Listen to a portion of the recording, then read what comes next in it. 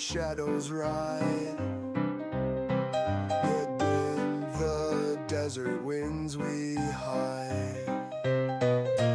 Dusty boots and outlaw pride, with my posse by my side. Echoes in the canyon roar, ghostly whispers from before. Wild hearts seeking something more, dancing with fate we adore. Cards played in a smoky room, eyes that hint of cryptic doom.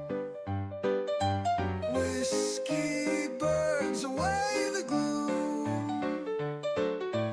Road to reckoning resume.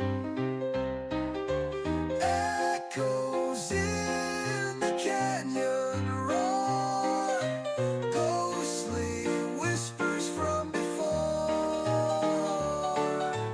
Wild hearts seeking something more, dancing with fate we adore.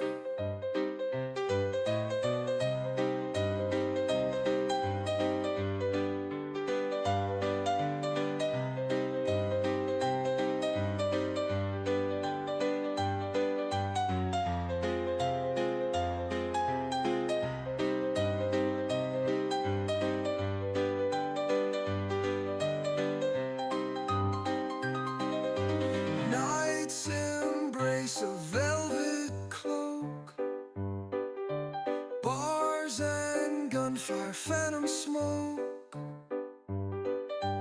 Whistle blows, we feel the stroke of destiny, we dare not joke.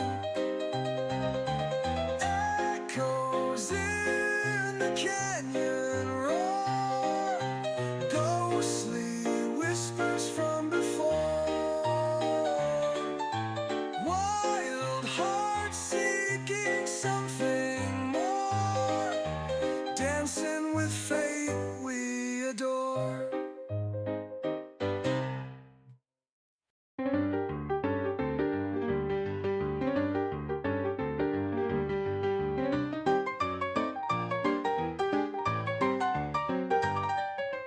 Dusty boots on creaky floors, hushed voices behind closed doors, whiskey sour sins confessed, tavern bustling more or less.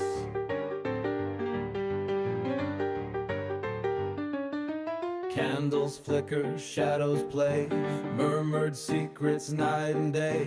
Cards and poker chips collide, schemes and plans they try to hide.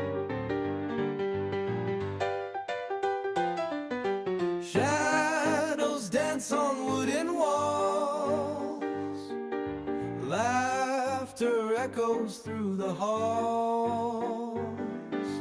Men in dark suits whisper low,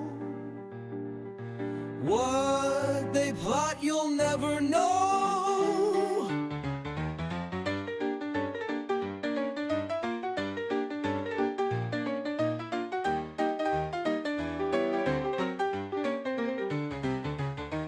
Pistol gleam in dim-lit room, danger lurks amidst the gloom. Villains meet in corners tight, shadows deepen with the night. Lonesome fiddle tunes they sway, lost souls wander night to day. Rich or poor, from far and wide, everyone's got something to hide.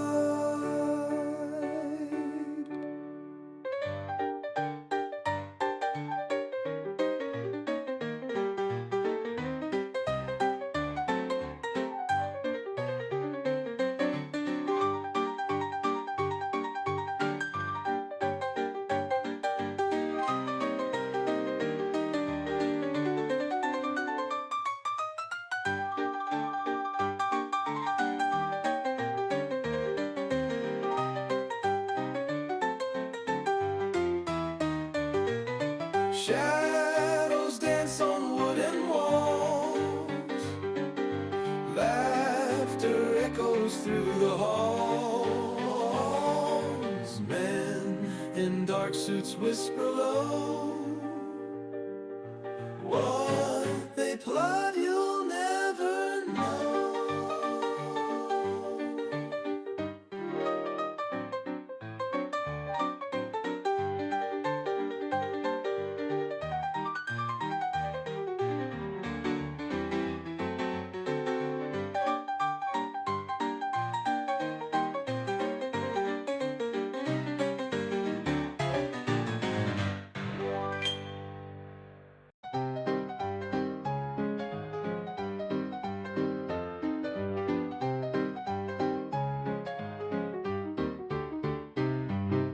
Years tangle like silk threads tight, lost in the bend of a shadowed night.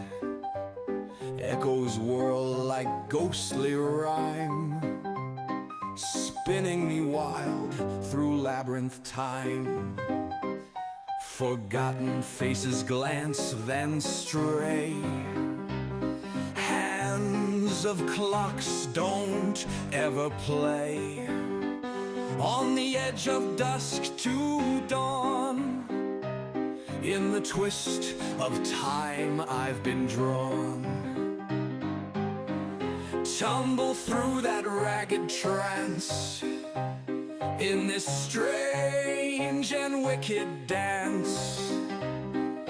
Timeless halls and crooked smiles wander here for endless miles. Midnight chimes, a haunting call, in the blur where moments fall. Every tick a crack so deep, memories I've failed to keep.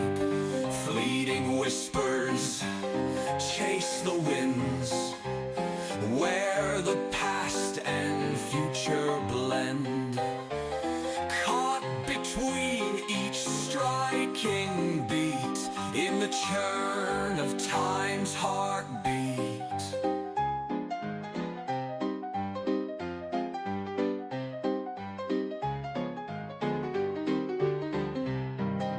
Back and forth in this parade, days and nights begin to fade, drifting like a phantom's tear. Round and round the years are near.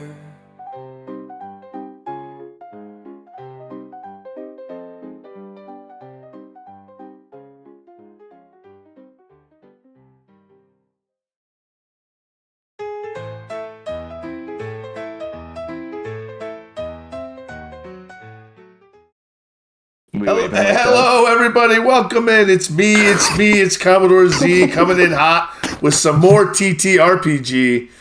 How's everyone doing? We're playing little jazz fingers there. Yeah, little jazz fingers. We're playing some Werewolf the Apocalypse Wild West style again. How's everyone doing today? We got Tindy's rolling it down. Oh, okay. Hey, this show's rated mature. It was my ring finger. It was his ring finger. That's true. It was. I'm not flipping off. Everybody today, I would like. We are. Haggard cannot join us tonight, but he is with us in spirit in chat. But we are joined tonight by our guest player for the next couple of weeks because we won't have Pete. Pete's schedule has consumed him so much that he won't be able to play until the summer. So we're bringing on a guest player or players or however it goes until summer comes around. And I don't know if Werewolf will still be going, but we're going to figure some stuff out. But I'd like to introduce everyone tonight to our guest player, the Bard, who will be playing Wandering Star, and he is going to introduce himself, tell us a little about his character. He doesn't have a camera tonight, so we just have his wonderful headshot to represent him tonight. Just pretend his mouth's moving. Just pretend his mouth is moving. We could do it. We probably could have modified this Canadian style from South Park, but I didn't think about it. Done that for you, but I didn't think about it till just now. All right, so Bard, the floor is yours. Well, a pleasure to meet you all, ladies and gentlemen. I am the Bard, or just Bard to my friends, and I'm a fairly veteran role-playing game player and GM. Been doing this since for about 22 years now, give or take. First time in W5, so this is going to be fun. I will be playing Wandering Star, though you could also call him Dr. Hermes de Emmanuel, depending on how you're feeling about things. Yes, I look forward to introducing him, but I won't spoil too much. After all, the Bird of Hermes has a few things to show. Fantastic. I love it. All right, Tindy, tell us a little about yourself. Tell us a little about your stream. Someone give Tindy a shout out, and tell us a little bit about your character. I am Tenderly, as the name says, and I stream Monday through Friday. I run a mental health and community love space. We're all about getting each other through that Monday through Friday grind and just doing the best that we can together. And I attempt to play video games most of the time, but sometimes we read books and sometimes we do art, whatever. Folks, she tries really hard at video games. I try really hard to play video games. Zach can say that because he's bad at them too, he says. I am honest about it, at least. Right? Whoa, her internet is doing some funky stuff. No, Tindy not come back? Tindy's been snapped. Tindy got snapped. Tindy's back. She's smiling now. She's back. My character is a wolfborn who is struggling to find her way. And just as she was still not understanding current day, now she's in the past. So, life has been great. Life has been a roller coaster for Tindy Shadowheart. It's great. Yes, we kicked Tindy's internet in the shins and tell it to behave. Nerdwire, tell us about yourself. Tell us about your character. My name's Nerdwire Plays. I play a lot of games, but specifically, I'm a Mario streamer for the current 30 days. But I usually do Nintendo and retro just in general anyway. Over on my channel, I've been doing a charity fundraising event for March of Dimes called Mario Mania for the year of 2025. That's why I'm joined by these balds. You can't see, but I'm pointing at them. And I pointed the wrong way. But I'm joined by these balds because they gave up their hair for charity, which was a good cause. It was a good cause. And it's been really, really good this month playing through all of the Mario games that I can possibly beat within a 30-day period, which right now I've gotten like 15 under my belt, I think. So I'm doing pretty good considering it is only the 15th. So, but I play Elwyn Bell. He is a very loquacious fellow who likes to talk a whole lot and is, as of late, kind of a little bit of a wild card doing bad decisions. Where we last left him, he was exploded in a Yamcha pose, for those of you guys that are DBZ fans, by a glycerin wagon due to his poor rolling. Not his poor choices, his poor rolling. Yeah, like an asshole. Because the dice hate him. The dice hate him. But, Poor choices. I spent a good week trying to recover that damage, and I've recovered, and we're moving on with life, and I'm excited for what the future holds for Elwyn. Or maybe it's a grave. Who knows? All right, Team Wildwood, tell us about yourself. Tell us about your character. I'm Tim Wildwood. About myself, my character is, well, it's gone through many things. I was Song of Ashes, and then we went back in time, so now I'm Songs by Ash. But I just tell people my name's Asher. But I'm a musician of sorts, kind of trying to push my new feet music business, because I've been doing a lot of downtime and trying to find something to do. And I got us in on the train and heading one step towards getting us back to Lake Blackwater. For those who don't know, during the week we do downtime actions. Usually on Wednesdays and Fridays. Things have been different. My schedule's been a little different lately, so it's kind of catch when we can. Do it when we can now. But I do downtime, so you can actually watch the remainder of the game that happens off our main days during the week. It's a lot of fun.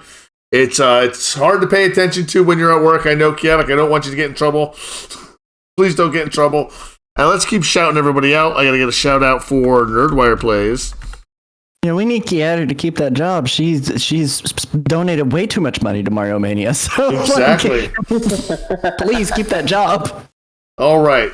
So, where we left off last game, just to go over, you were at the set of the Red Butte, and you'd been told by Hollow Branch that you needed to go back to Lake Blackwater. You need to get back to Lake Blackwater and find a way back to your time period, back to your home. And then, as you were leaving the moot, you were attacked by an hourglass, an embodiment of the Worm, Weaver, and Wild, all at once. And you managed to survive the attack and thwart its attack against you. Then you decided you were going to go mess with the Pinkertons. This is where things got sloppy. And then Elwyn, who we had learned, if I had remembered the crippling damage rules from the Storyteller kit, you would have died. You would have been paced and you'd be playing your pocket character right now. But and he did. He drew a brutal failure on moving a glycerol, a wagon. So he not only did he pulp himself, he pulped the horses and anyone around him. So, bravo. They deserved it. But during your downtimes, you were able to heal. You were able to heal the damage you took. So you are at full. You are at 2 rage. Everyone is at 2 rage as we get ready to begin. I want everyone to take just a few seconds to get yourself into character. Because tonight's going to be a heavy one, I think. I think tonight's going to be a heavy one. There's always the opportunity that your characters could die. This is the world of darkness, so maintain that and remember that. It could happen. Especially now that I remember the crippling injury rules. All right. Take a few seconds, like I said. Focus. Chat. Take a few seconds. Focus. Remember, we got some tasty redeems in there that you can use. Use them wisely. They will come in handy at some point. Haggard, there will be portions of the game where I will be playing your character and Selly's character to do things. Thank you for a hydrate. I really do appreciate that, Shrion.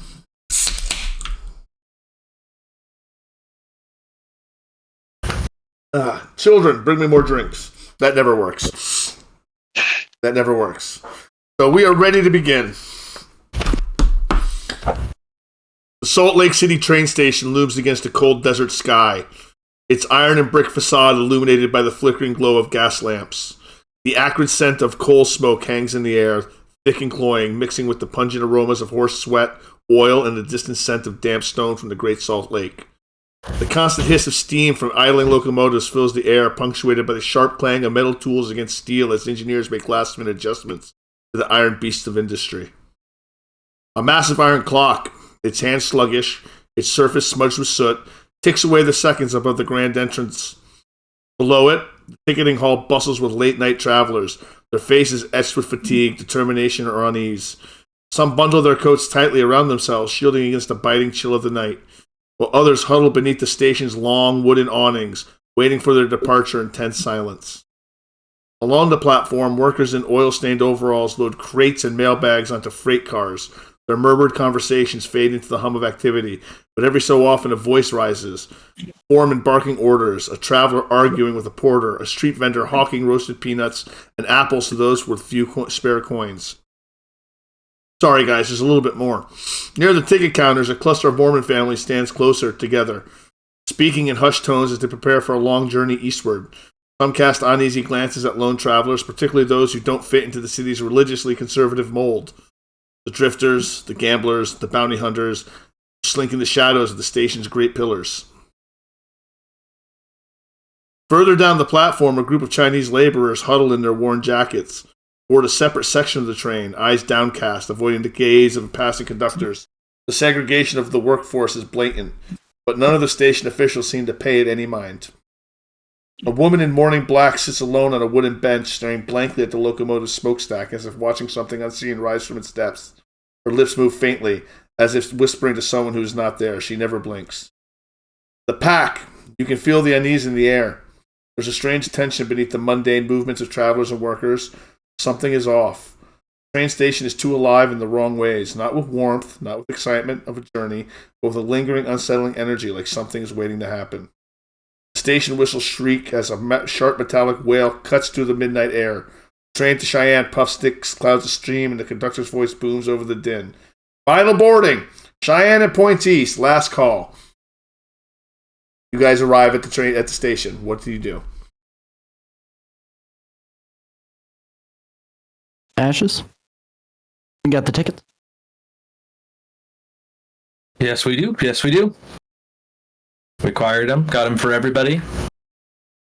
Most everybody is on standard passenger. And I'm going to be performing a bit in order to get our prices down. So you guys will mostly be catching me in the entertainment car. But you guys are feel free to cruise around and chatter and whatnot.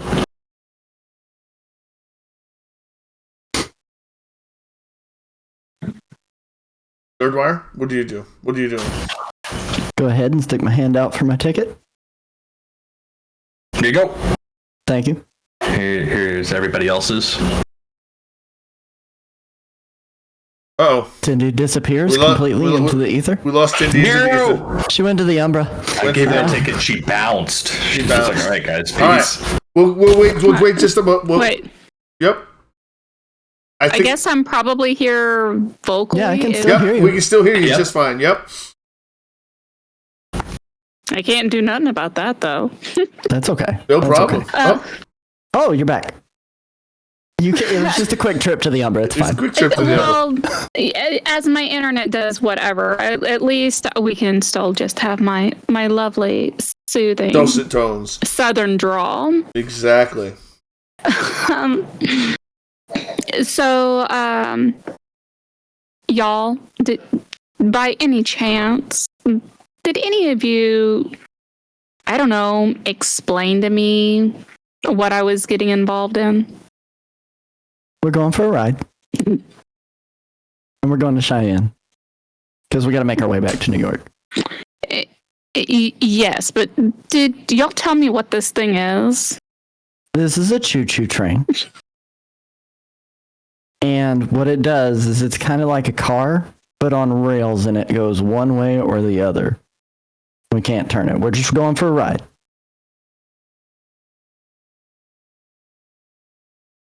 Hi. It's like a moving house. They have snacks. And probably your favorite drink, whiskey. Oh, well, let's go. I guess we should have led with that. Maybe you should have. Snag her ticket from Ashes out of his hand and hand it over to Shadowheart. Here you go. All right. Orin, Orion, and Morwin grab their tickets and they move to get on the train. They do their thing. And Ryan, can you grab my bags? They all grab the bags and they bring them on. They hand the bags off to the conductors who do what they do with bags. And you notice all your tickets are for car 6. It's not quite a first class ticket for everybody. It's a second class ticket, which is not bad. The interior of the train car is narrow, claustrophobic, corridor of polished oak, paneling, and worn leather seats, lined in 2 rows facing forward, separated by the creaking wooden aisle.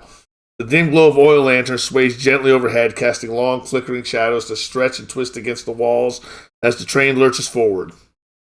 The scent of aged wood, lamp oil, and lingering pipe smoke clings in the air, mingling with the sharper aromas of unwashed wool, dried sweat, and the metallic tang of gun oil. The windows along the car's side are fogged with coal dust, making it difficult to see the world beyond, save for the occasional glow of lanterns at distant stations. The train begins to rattle and groan as metal straining under its own weight as the wheels grind against the endless steel rails stretching toward Wyoming's dark frontier. Most of the seats are filled with passengers, a mix of merchants, drifters, Families clutching their luggage, close, trying to rest or ignore their fellow travelers. But in this car, the tension is palpable. Not everyone here seems to be an innocent traveler.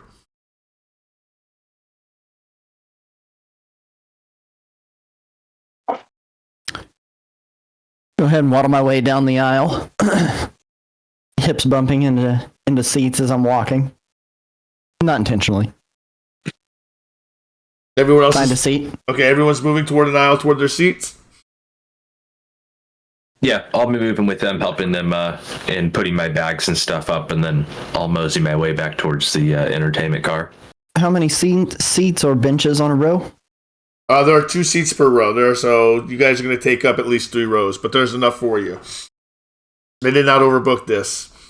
However, as you're passing the front row, a shackled to an armrest is a prisoner. Sitting next to him is a U.S. Marshal. Prisoner with gaunt-sucking eye stares at you and gives you a soft, knowing smile as you walk by. And as he does that, he gets whacked upside the head by the marshal. Tells him to look forward. Don't try anything. You also see go ahead. Who's directly behind me? No, this is directly in front of you as you're passing the first row. Who was walking behind me? Who is walking behind you? Ashes. Wildwood or Tindy? Ashes or Tindy? Me. I feel like he's setting something up. I'm behind you. Turn back and look at Ashes and kind of whisper to him, second-class citizen. Yeah. You recognize that guy? I do not. As you guys are walking. as you're whispering, the prisoner kind of mutters to himself, his chained hands twitching against the cuffs. Every so often, his eyes flick towards you, lingering for a second too long. Give me a perception plus awareness check. Both of you. You guys seem to be paying attention to him. Anyone else, if you're paying attention to him as well. I'm getting to you soon, Wandering Star. Perception? Perception. Did I say perception? I'm sorry. I'm sorry. Wits plus intelligence? Which plus awareness? Wits plus awareness? Yep, I was repeating the wrong system. I'm going to go ahead and activate my sharpened senses. Heightened senses? So you're going to lower your difficulty by 2? Oops. Yeah. Okay. Looks like maybe you'll pull it off then. Not enough. I can only reroll 2 dice potentially on my end. It's not gonna. Well, it could. You got 2 successes? No, not enough to notice what you're looking for. Man, Okay. do you want to spend willpower or not? It doesn't seem important enough yet. Okay, absolutely. All right. Marshall's got it covered. So as you guys turn and you're moving through the things, you move by a pale, nervous man dressed in an expensive but ill-fitting suit. Kind of sitting nearest the back, he's gripping a worn leather briefcase tightly against his chest. His thinning blonde hair is damp with sweat, and his eyes dart toward every single sound. There's a scent around him. Something is wrong. It's not just chemicals, but as you smell, it smells like rot. He adjusts the brass clasp of his briefcase, and he checks it, and he makes sure. You have heightened senses activated right now, correct? Yeah. You don't even need to roll. There's something inside that case. It's not money. It's not papers. There's something definitely alive in his case. I turn back and I make mention of it to Ashes. I've seen that look on your face before. What's up?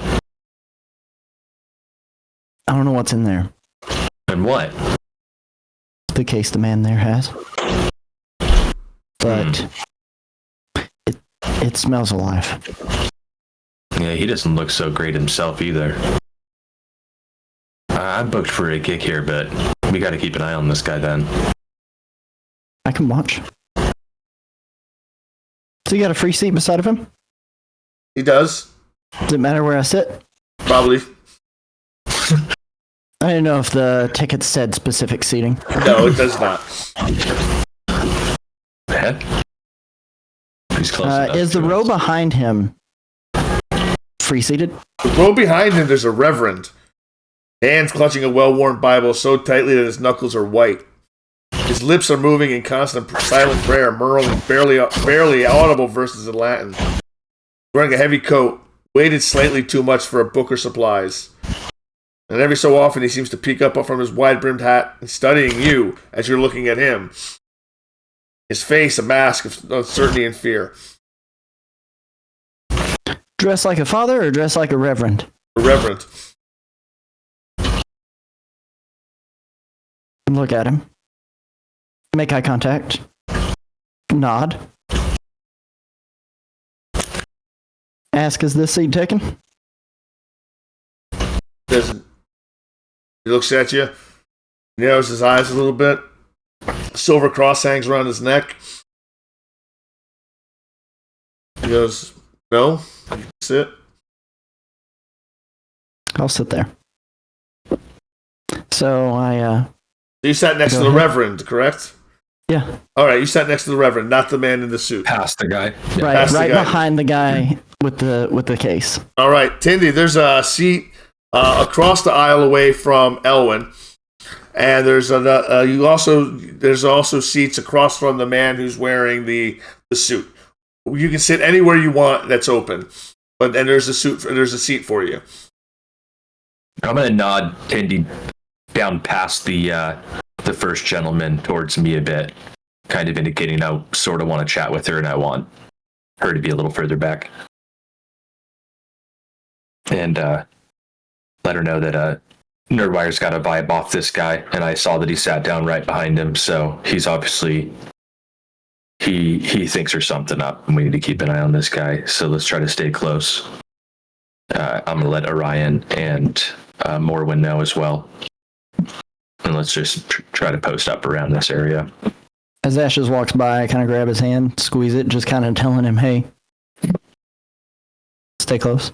Without saying the words, stay close. And just to give you some more perspective, some of the other car features in the car, there's overhead luggage racks, worn leather bags, a few crates, and a locked metal chest labeled "Property of Union Pacific." There's a wood stove in the rear, not far from where you are actually, Elwin. The train car's warm, but the embers flicker oddly, something casting shadows in the shape of faces. Did they have us check weaponry? No. I didn't know. I just thought I would double check. Yeah. Didn't know. Fair point. So I right before I sat down, I took the rifle off my back and stuck it up on the top rack. You get a couple of strange looks for bringing a rifle with you. Most people are used to seeing maybe a side iron, but a rifle's a little out of pocket. Well, we all got a side iron too. Only a little. And there's the aisle lamps swing above, the oil lamps flicker, the glow pulsing strangely if something unseen moves through the air. And there's a back door leading to the next car. Beyond is car number 7. You're in 6, the car behind you 7, 8, 9, 10, 11, and 12. Okay, which one's the entertainment car? The entertainment car is the car just up in front of you, number 5. Okay, that's good. I'm pleased close by. Am I more middle of the car? No, you're more near the back of the car. Okay. You're near the fire. Back by the fire stove. Yep. And caboose for Lucky 13, absolutely. Is this near Casey Jones? I don't think so, Harley Worgan. I don't know. Casey Jones. I do want to let Orion and Morwin know just a quick update on the situation. Thank you, wife, with Elwin and this current guy. And then I'm going to go up to car 5 and start doing my job that I got our discount tickets with. Do they post up nearby since he let them know? Orion kicks his boots up on the seat ahead of him and tips his hat down and takes a nap. That tracks. That sounds right. Morwin does something else to stay occupied, and Pete's just looking out the window. Old summer's evening. I'm going to nod. On a train bound for nowhere. Glad we sat next to the fire. Yep, sitting next to the fire. Uh-oh, we lost Song of Ashes for a second. Ashes went No, to the it's all umbra. good. There's just food going in my mouth. No problem. All right. The train rumbles and rumbles along. Rumbles out of Salt Lake City toward Ogden. Also sitting in there in the second car, the 6th car, is. Why don't you introduce yourself, Wandering Star? Describe yourself. there's the man sitting in that seat is a man who looks older than he is. A Native American, Cheyenne specifically. Not that any of you from the 21st century are liable to be able to tell the difference. He sits comfortably, easily. He's dressed as like a man who's got some means, but not too many. A doctor's bag sat near his feet, and a cane made of mangrove wood resting at his side. Right. The man is observing you all with a pleasant but knowing smile. The sort that reaches all the way up to the eyes. As he's regarded each person carefully. And as some of you who step he definitely does take a closer look. Those of you who are more attuned to the umbra can smell something around him, something like clean rain and sea winds. And he seems pleasant enough, though the scars across his face are a bit abnormal to any of you. You from the 21st century have lived after smallpox has been eradicated. You aren't aware of, so none of you have seen in person anyone who's ever had to brush with that deadly disease, or seen its mark left upon the flesh.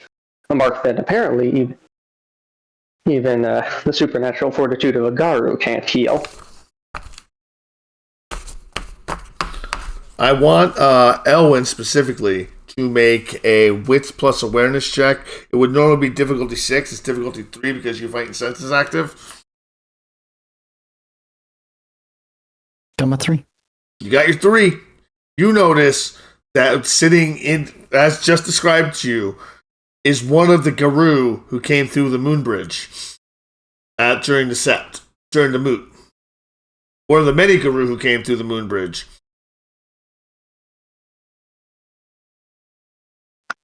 Sitting in the same car you're on in the train, yes. Okay. I'm looking for... Where did Ashes go? Is he still in cart 6? He went to 5. I was going to move up to 5, but I could be prepping to do that. Put my bags away still. If you've already moved to 5, I look back for Shadowheart. I know she's behind, and I kind of lock eyes with her, and then I look back and nod towards the Guru that I recognize. She was with me when we saw it anyway, so. True. And then I look back at her to see if she's perceived what I'm like looking at. Which is probably gonna make her roll. Yes, please make a roll, Tindy, to see wits plus awareness. Same thing.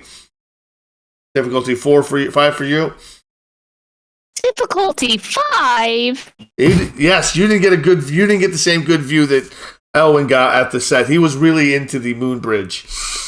That was kind of his... Remember I pointed back and screamed Moonbridge 3 times? You did. You were very something. No one it. cared. No one did, but you did.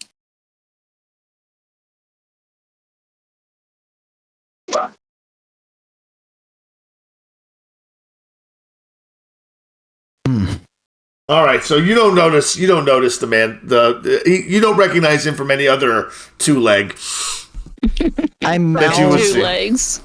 I mouth the word Garu at her. What does Tindy do? Awu? Is that what you just did? Is that Awu? No! Wolf.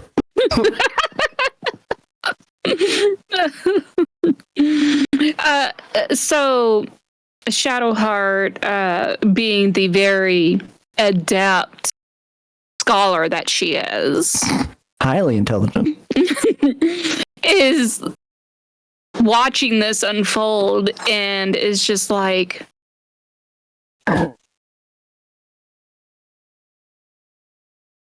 and but I mean, she's not dumb, she's just illiterate, so Yeah, I can't even write wolf on a piece of paper and show it to her. she still hadn't been taught how to read. I mean, my goodness. Like, I get the hint that he's like trying to tell me something, and that it's whatever he's saying, it has something to do with this man.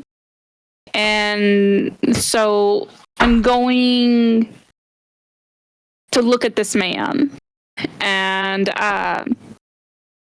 he said he was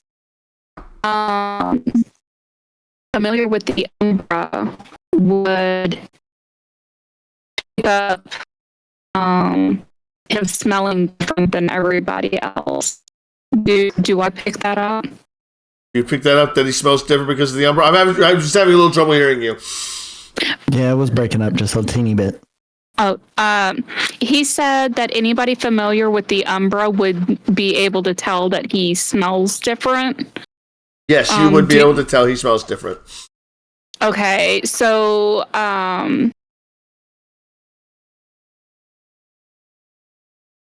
so would I be able to derive from Elwyn making a big deal about whoever this guy is, me being able to take and tell that he smells different?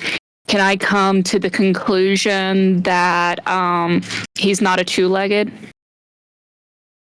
I mean, you could assume that he's wolf-born if you wanted to, but he's probably everyone's trying to tell you he's Garou. There's no way to tell if he's Garou other than recognizing him as someone at the moot. But you can tell that they smell that there's something different about him. Okay. Okay. So since Elwyn is watching this other man, I'm gonna start paying attention to the one that smells different. All right, Bard, what's Wandering Star doing while he's starting to get attention? Does he notice the attention? Yes, Star notices that his nephew and niece are in the process of taking note of him, and does wave along. So, if you're looking for a seat, friend, then the one next to me is open. Oh, open, he offers, gesturing to the seat next to him.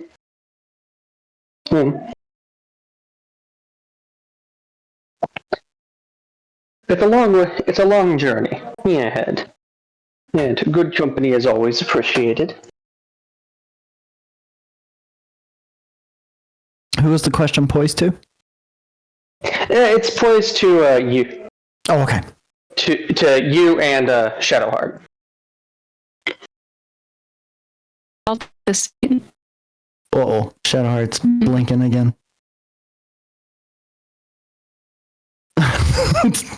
What a way to freeze. With my eyes rolling. Yep. I'll take the seat. All right.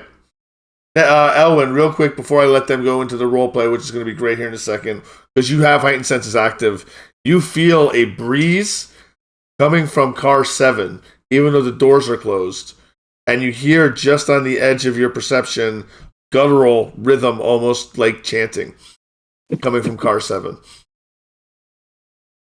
All right, back to Tindy and the Bard. Yes, once she's taking a seat next to him, he offers a polite smile and a nod. And good to see you again, niece. Niece, though I don't believe we had the chance to meet the other night. His voice is low. Is low, but audible. Audible. So, He's trying to kind of keep it from drawing too much attention. We met. Well, you were something of the center of the other night's meeting. I came by another way. Hey. Realizing that she's only been to one meeting, and that only one kind of people were there. Shadowheart just lets out an and nods.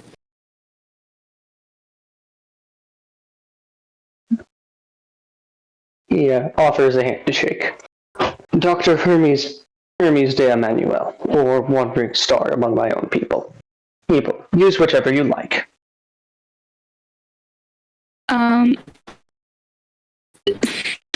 Still not being very accustomed with these things. Shadowheart's still very awkwardly offers her hand and introduces herself as Shadowheart. Still not caring for using those people names.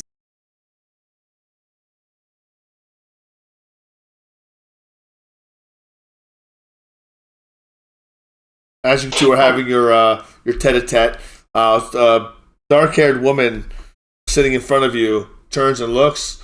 She kind of gives you like a withering stare to keep it down, but she turns back around. I'm not trying to keep you guys from role playing. She's just not a nice person.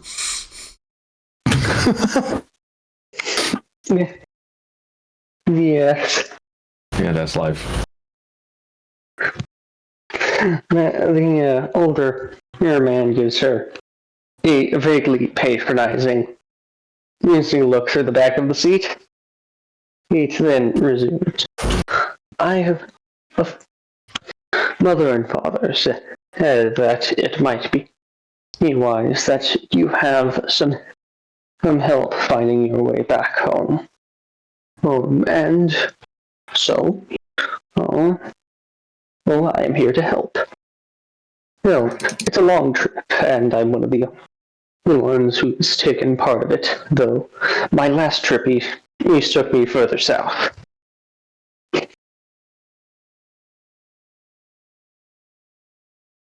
I would like to go home.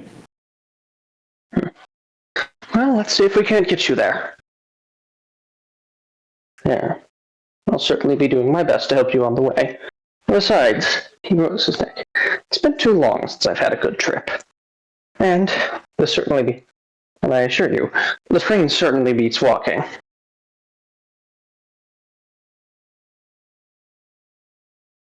I tell him that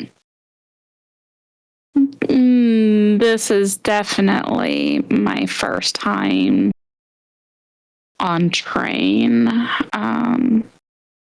I rather enjoy running.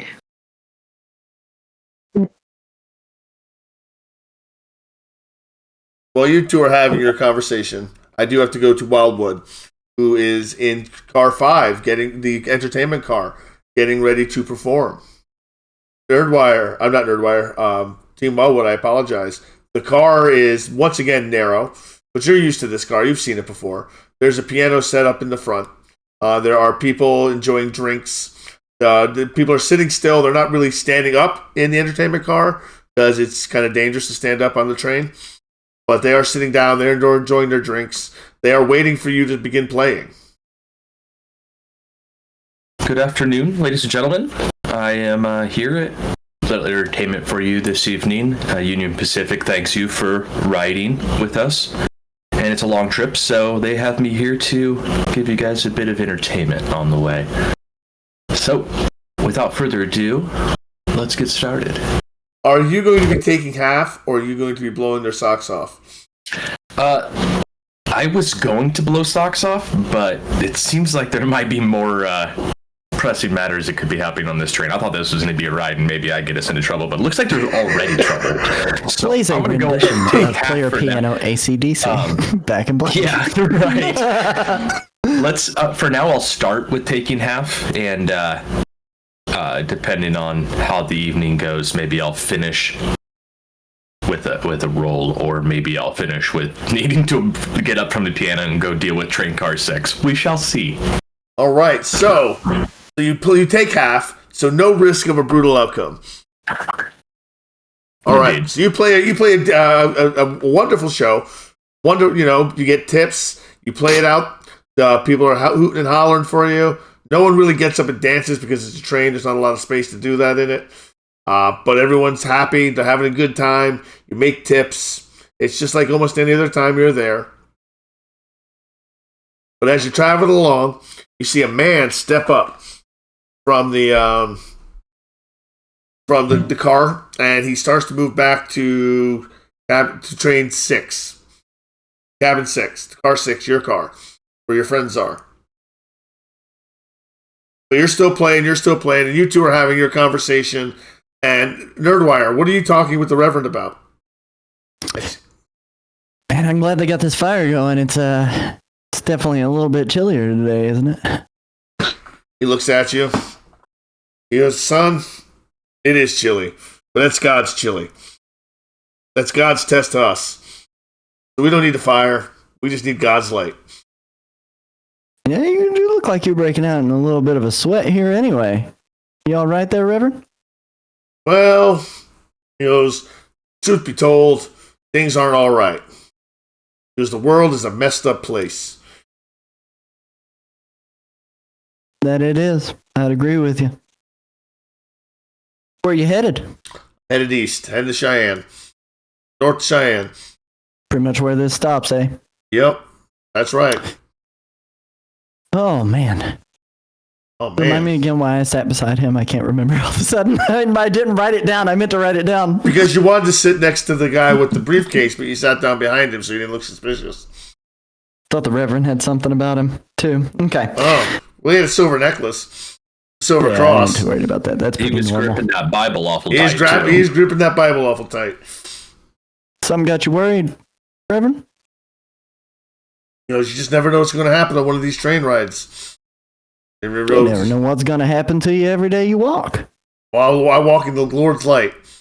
The Lord's light is dark, and when these tunnels come, sometimes you can't see. Mm. Hey, Abstractism, how's it going? That's all right, brother.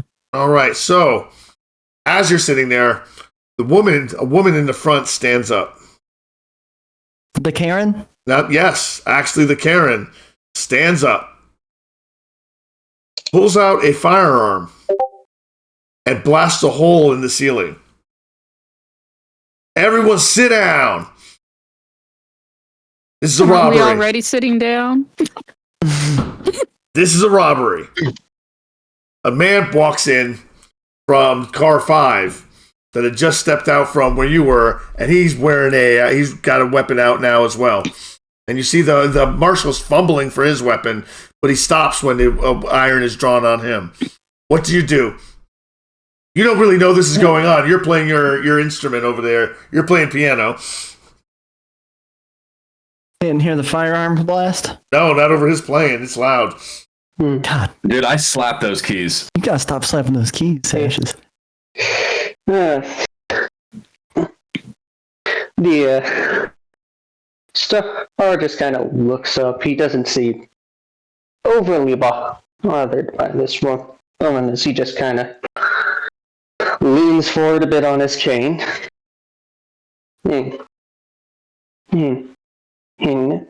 Now, ma'am. Yeah. Much as I am aware you felt the need to make your point, particularly with a marshal up that ways, there's no need to be putting holes in the train. We're gonna have to ride this all the way on, and now you've gone and introduced a draft.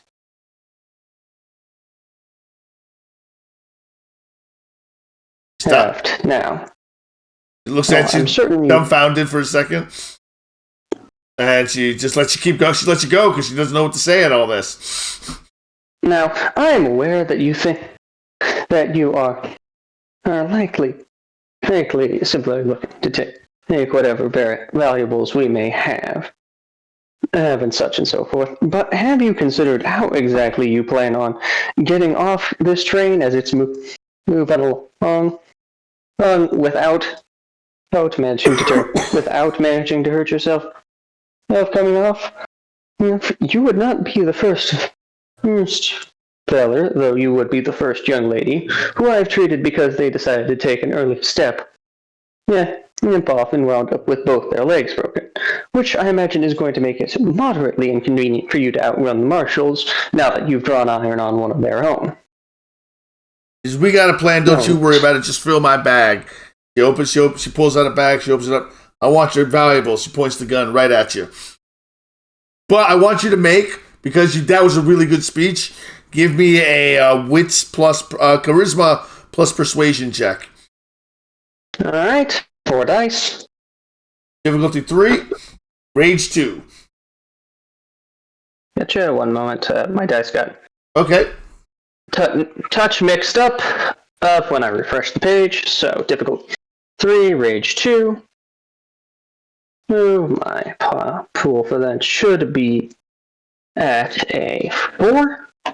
Any chance I could try and use composure instead for remaining calm and trying to get her to calm down? I can see that. Composure works for me. Composure plus persuasion is appropriate. Right, I will take that. Well, that's 3 successes, one of which is brutal. No, that's a 1. That counts as a 1. My apologies. You can get normal success. Yeah, you can get normal successes on the thing and regular ones, but that counts as a 1. All right, so that's 2 successes. So she doesn't stop doing what she's doing. She does think about it for a second, but she points the weapon right back at you. Another man steps up. So there's 3 of them now. One of them's heavy set, kind of with a curly handlebar mustache, heavy set vest with a pocket watch. The other one, the one who came back from the cart, from the entertainment cart, is a skinny man with long, scraggly hair and a busted up nose. The fat man walks out of the cart. What do you see? You notice, Wildwood, you look down and you see a fat man between the cars messing with the coupling. You're muted. Tindy, what are you doing as someone's waving another one of these guns around that you're probably going to get shot at? I'm really not impressed. I hate the sounds of gunshots. Every time I hear one, it's being shot at me. I'm just already really agitated. Did you get rage? Do I gain a rage? Does it really piss you off that much? Seeing another gun being brandished about? It's up to you. I mean, kind of. Every time one of these two-leggeds whip out a gun, I get shot. We'll ask chat. Chat. Who wants to spend some channel points to give her some rage? 500 channel points. All right. So I'm gonna let the people know myself that I'm gonna take a quick break. Okay. And go back a couple cars and check with my bags, and start heading towards the door leading to train 6. All right. As you approach the door to train 6, you see the overweight man pulling at pins, trying to break the coupling. Yep. So you get Tindley. You're angrier. There we go. I was waiting for that. I figured I'd buy her some time. Is the gentleman are the doors closed? Yes, the doors are closed. Other people haven't noticed it, only you have. I'll open the door, step out to him, and close the door, and then let you get back to Shadowheart. Shadowheart. And shift to Glabra.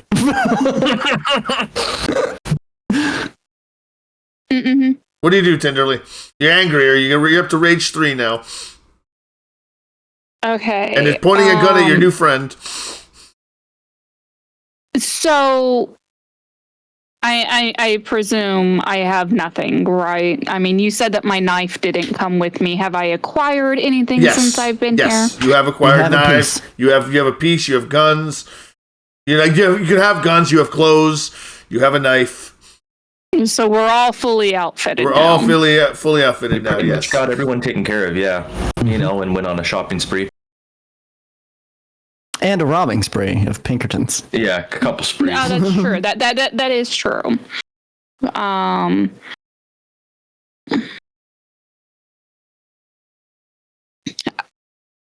As much as I would love to wolf out, I really get the sense like that would be frowned upon in this setting, and I hate that. I want that noted.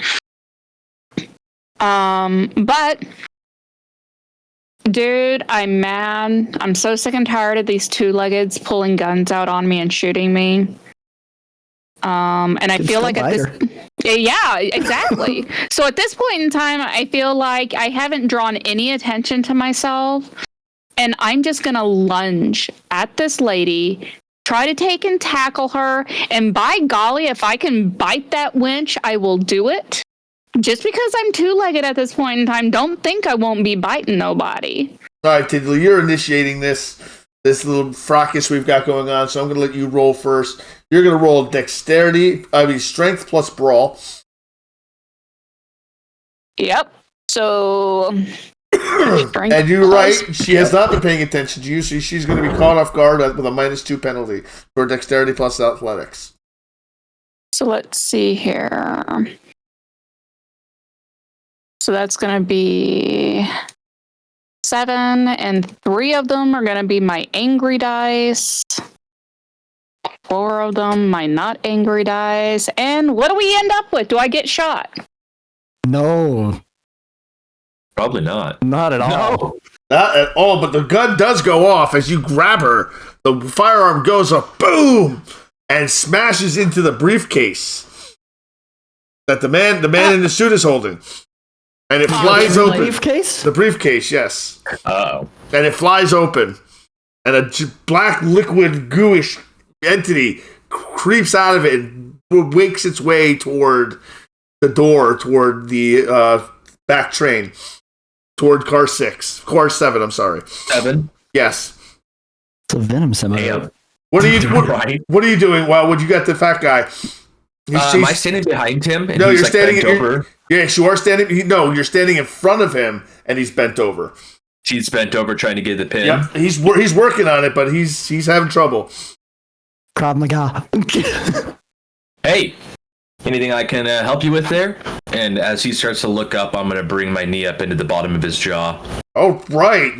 So you just catch him completely off guard, and you smash your knee into his face.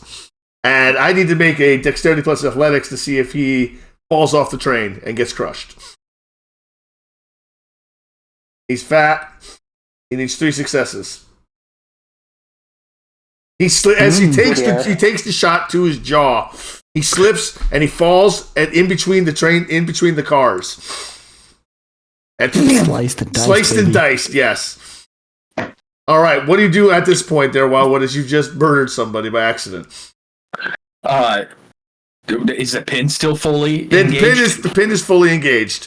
Okay, I'm gonna open the door in front of me and see what shenanigans I'm hearing from this train now that a gunshot's gone off. All right, this happens as you walk in. Oh, okay. As you walk in, you see Shadowheart lunge across at a woman with dark hair and a firearm in her hand, and she lunges across, and the firearm goes off. The scraggly guy turns to look at you, and he draws the weapon down on you. We're going to go into an actual 3-rounder here, guys, if you want. Murder on the Eastward Express, exactly. All right, Shadowheart, you've got you get to go first. You've got the woman grappled. What are you going to do? You've got her held. What do you want to do? Punch her throat. 2 shots, Harley Worgan.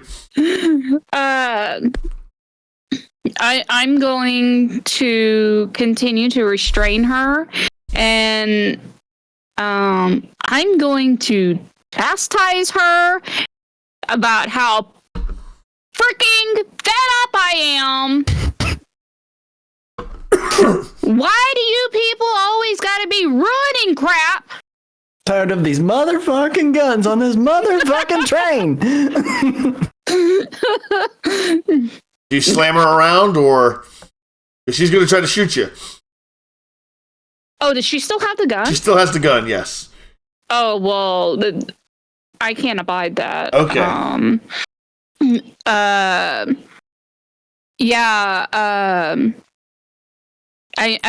going to throttle her, trying to take and get her to lose her grip on the gun. Okay. So, give me your strength plus brawl versus her dexterity versus her firearms plus dexterity. She's trying to fire at you.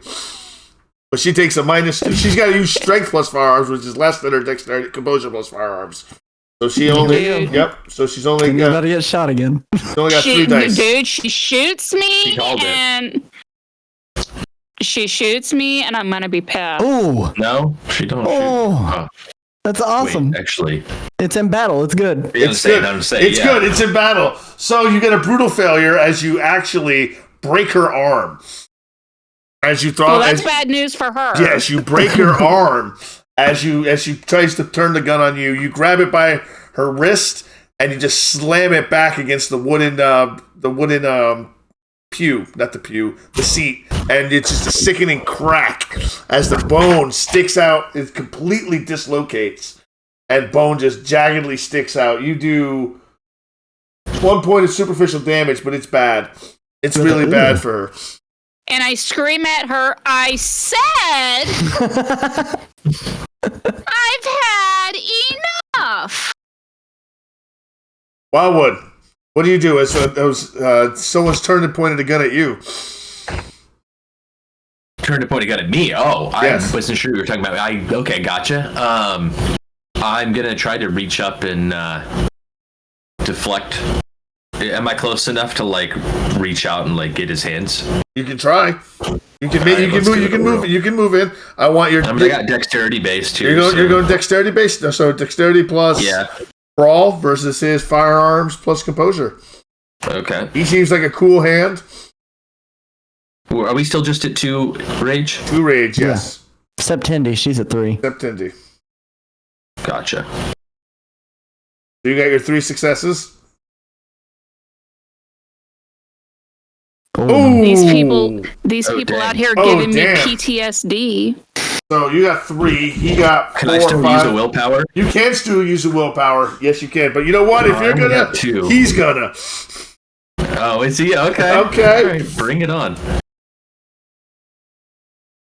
To be fair, I only had 2 to reroll, but if one of them's dang. Uh-oh.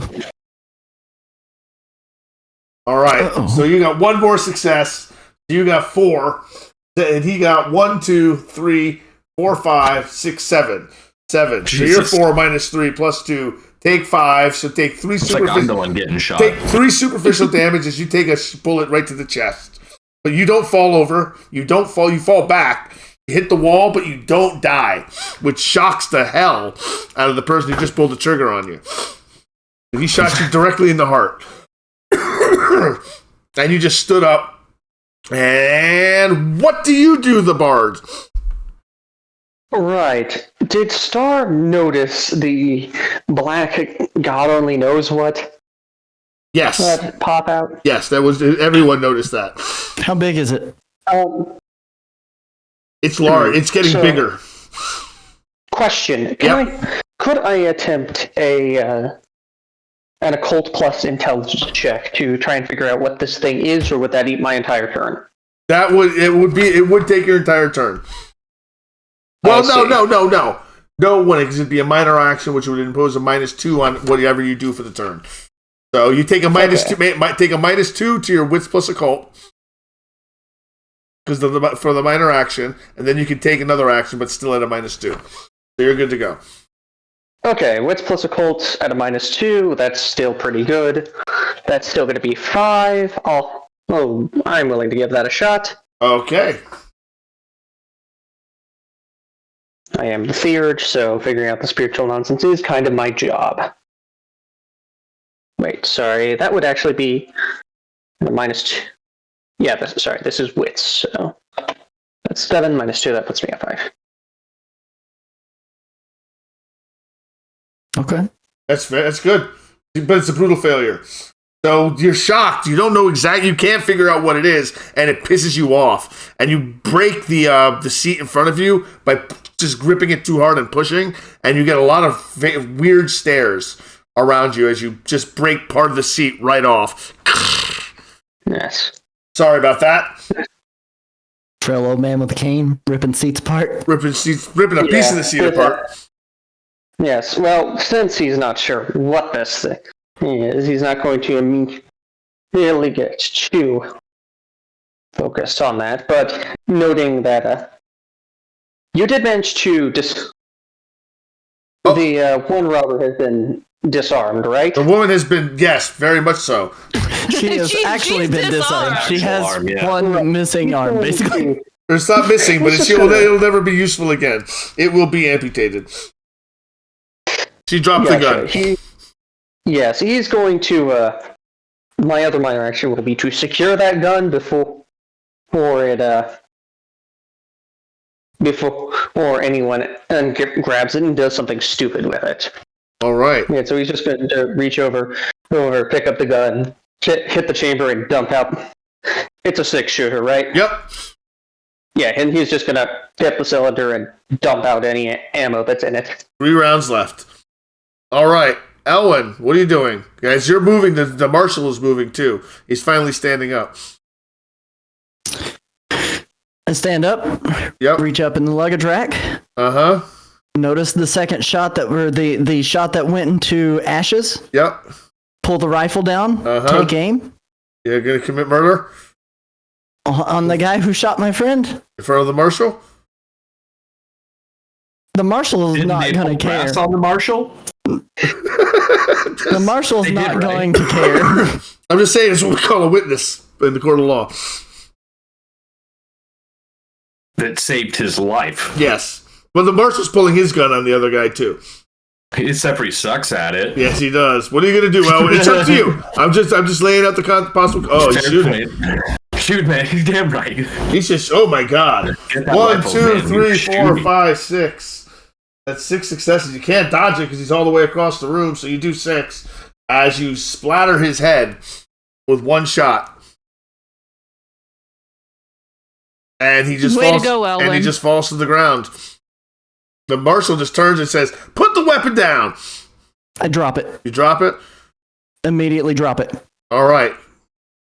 Okay, Wildwood, there's blood and there's bone matter on you.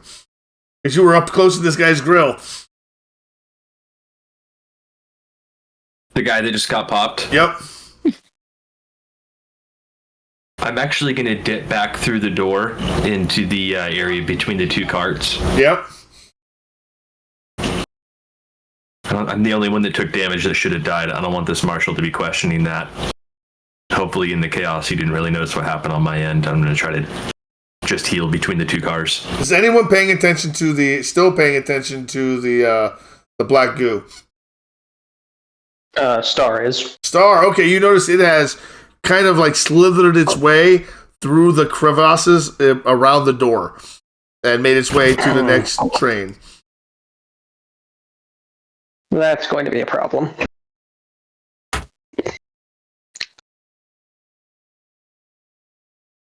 All Can I right. do some healing? All right, we're going to take our 10 here, if that's okay with everybody. Yeah. Oh, damn. 7:15 already? 7:15. Wow. Yep, we're going to take 10 minutes and we'll be back, everybody. And we got some stuff about to happen. So I want everyone to take a break, get a drink, and we'll Make some popcorn. make some popcorn, and we'll be right back. Take that, Katie.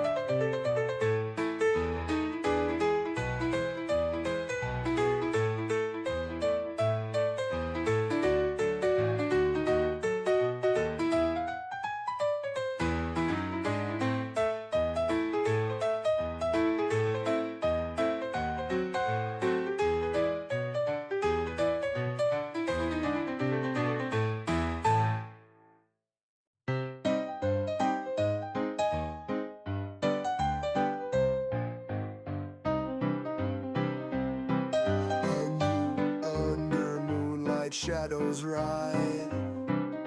Yet in the desert winds we hide.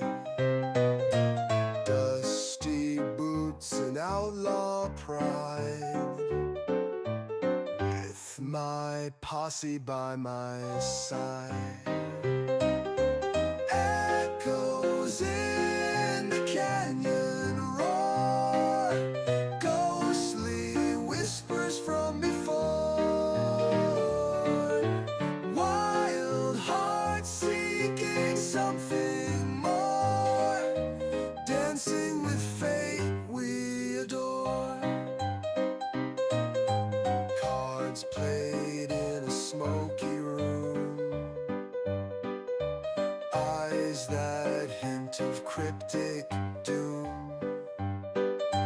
Whiskey burns away the gloom.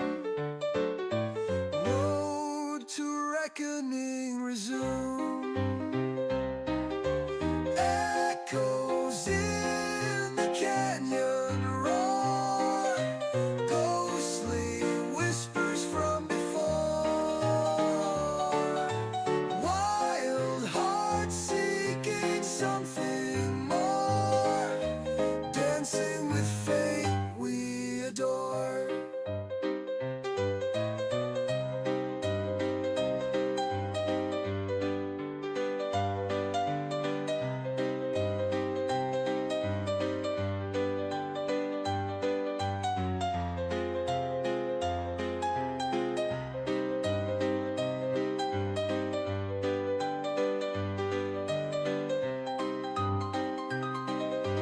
Night's embrace a velvet cloak. Bars and gunfire, phantom smoke. Whistle blows, we feel the stroke of destiny we dare not joke. Echoes in the canyon roar. Ghostly whispers from before. Wild hearts seeking something more. Dancing with fate we adore.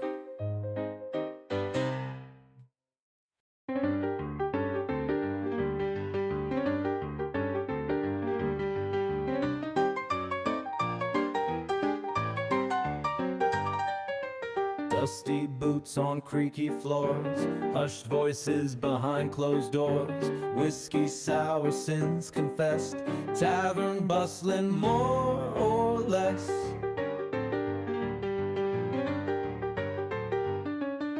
Candles flicker, shadows play, murmured secrets night and day. Cards and poker chips collide, schemes and plans they try to hide. Shadows dance on wooden walls. Laughter echoes through the halls. Men in dark suits whisper low. What they plot you'll never know.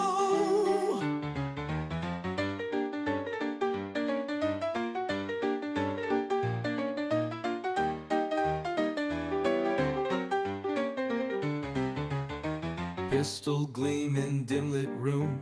Danger lurks amidst the gloom. Villains meet in corners tight. Shadows deepen with the night. Lonesome fiddle tunes they sway. Lost souls wander night to day. Rich or poor from far and wide, everyone's got something to hide.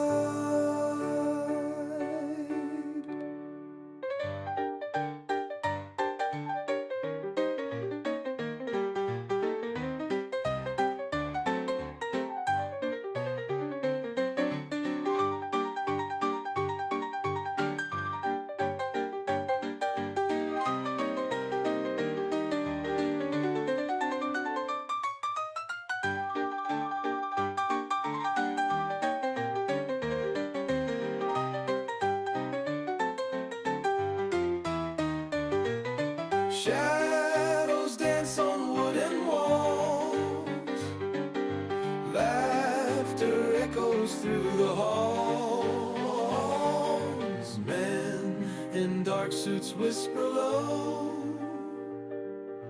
What they plot you'll never know.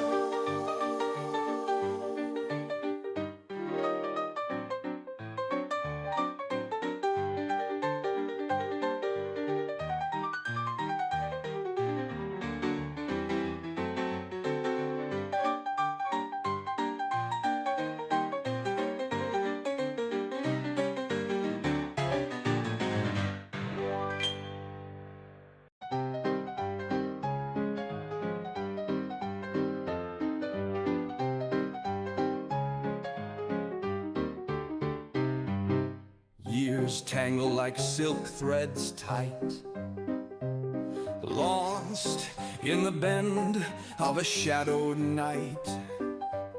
Echoes whirl like ghostly rhyme, spinning me wild through labyrinth time. Forgotten faces glance, then stray.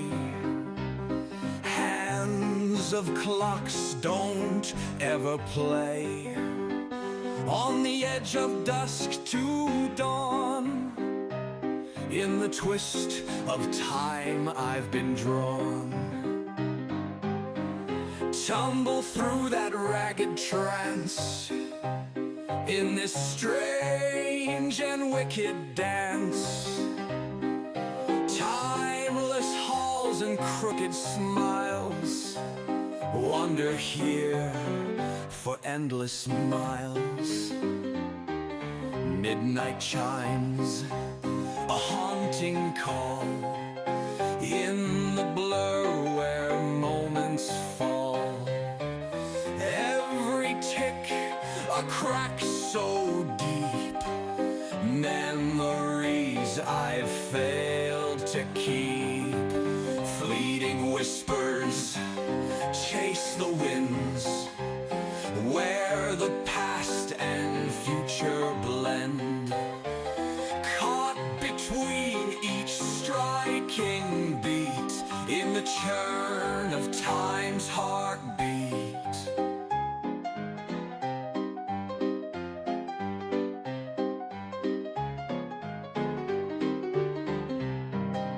Back and forth in this parade, days and nights. Hello, everybody. We're back. Thank you for waiting.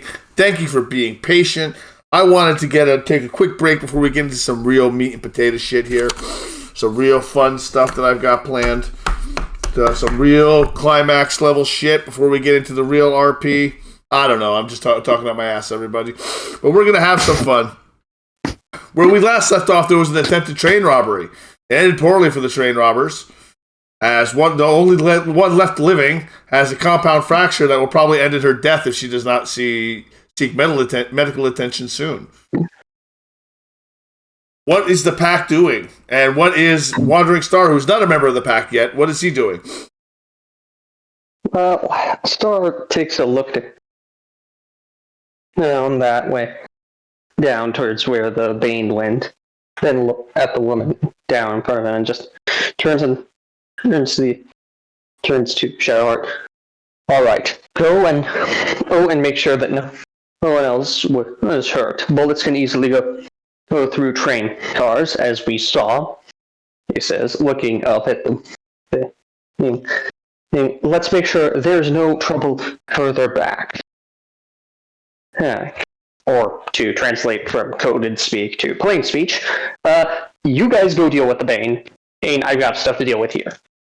In the meantime, as for you, young lady, he says, looking down at the woman, let's see about that arm of yours. I'd like to see that you can keep it, even if you haven't exactly put the best use to it. She's cursing you, she's screaming at you, but she lets you do your work. Yeah, so he's going to attempt to do his best to set the fracture, stop the bleeding, clean the wound, and do the best he can to provide first aid. Give me an intelligence plus medicine check. And difficulty 3, so if you can take half, take half. I can, in fact, take half on that. All right, you take half, and you bandage the wound. You kind of set it with you take a belt, and you break your cane in half. Would you break your cane in half to make a splint? He would not break his cane in half. However, since I broke off part of the seat earlier, I'll use that instead. Fantastic. All right. Look at me trying to take your agency away from you. All right, so you take that piece of the seat and you make a splint, and you tie her arm up really well. And she's not very thankful for you, but the marshal's gotten up and put her in the seat next to the other one and handcuffed her as you finish to the other prisoner. Song of Ashes, what do you do? My thought is that I am going to try to do at least a quick heal. Okay. So I need to shift, correct? You need to shift to Glabro, yep. In here? Okay. I stepped into the area between the two trains. In the airway. Okay, yeah, I was like, what he's in the airway. So I'll shift to Calabro. I also want to jump up on top of the train. So how many heal attempts can I do with still doing that action? You can do them at the same time. Okay. Unless you run out of rage. So make your rage check to shift to Glabro. Oh, right. Well, that is a vampire dice. Let me delete that. We don't need none of that. All right, so you lose a rage. You're down to 1 rage. Okay. Now you shift to Glabro. If you're attempting to jump up on the moving train. Yeah, and heal. Yes. And heal. But, all right, yeah, give me dexterity plus athletics plus 2 because you're in Glabro form. Okay. Dex plus athletics plus 2. Difficulty 3 to get up there. Well, looks like I'm using another willpower then. You just don't. You just don't get up. That's all. You can try again. Okay. Take half. Oh, right. Sorry. Take half. You only need 3. You difficulty 3. I got 6 dice. I'll take half. Okay. All right. So you take half and you leap up there and get rolling to heal. Oh, you also got a rage for getting shot. So you're at 2 rage. Tunnel. Oh, so I'm at 2. Okay. Yep. Sudden tunnel. Yeah, of course. You got to do the sudden tunnel. No, not really. But you hit. You heal. You heal 1. All right. So you're on the roof and the train is going. It's whipping. What are you looking for up there? I'm actually looking to run over to train car 7. Okay, so you're running over to train car 7. All right, so you get over to train car 7. You run as fast as you can, and just as you get over there, you see the the entity, leak underneath the door into train car 7, and that's when the train lurches. It's when the train lurches? The whole It train comes to a stop, no, kind of. it just lurches. It doesn't come to a complete stop, but it lurches forward. Suddenly, it goes faster forward. Goes faster forward, real quick. Give me a dexterity plus athletics, standing on the top of the train.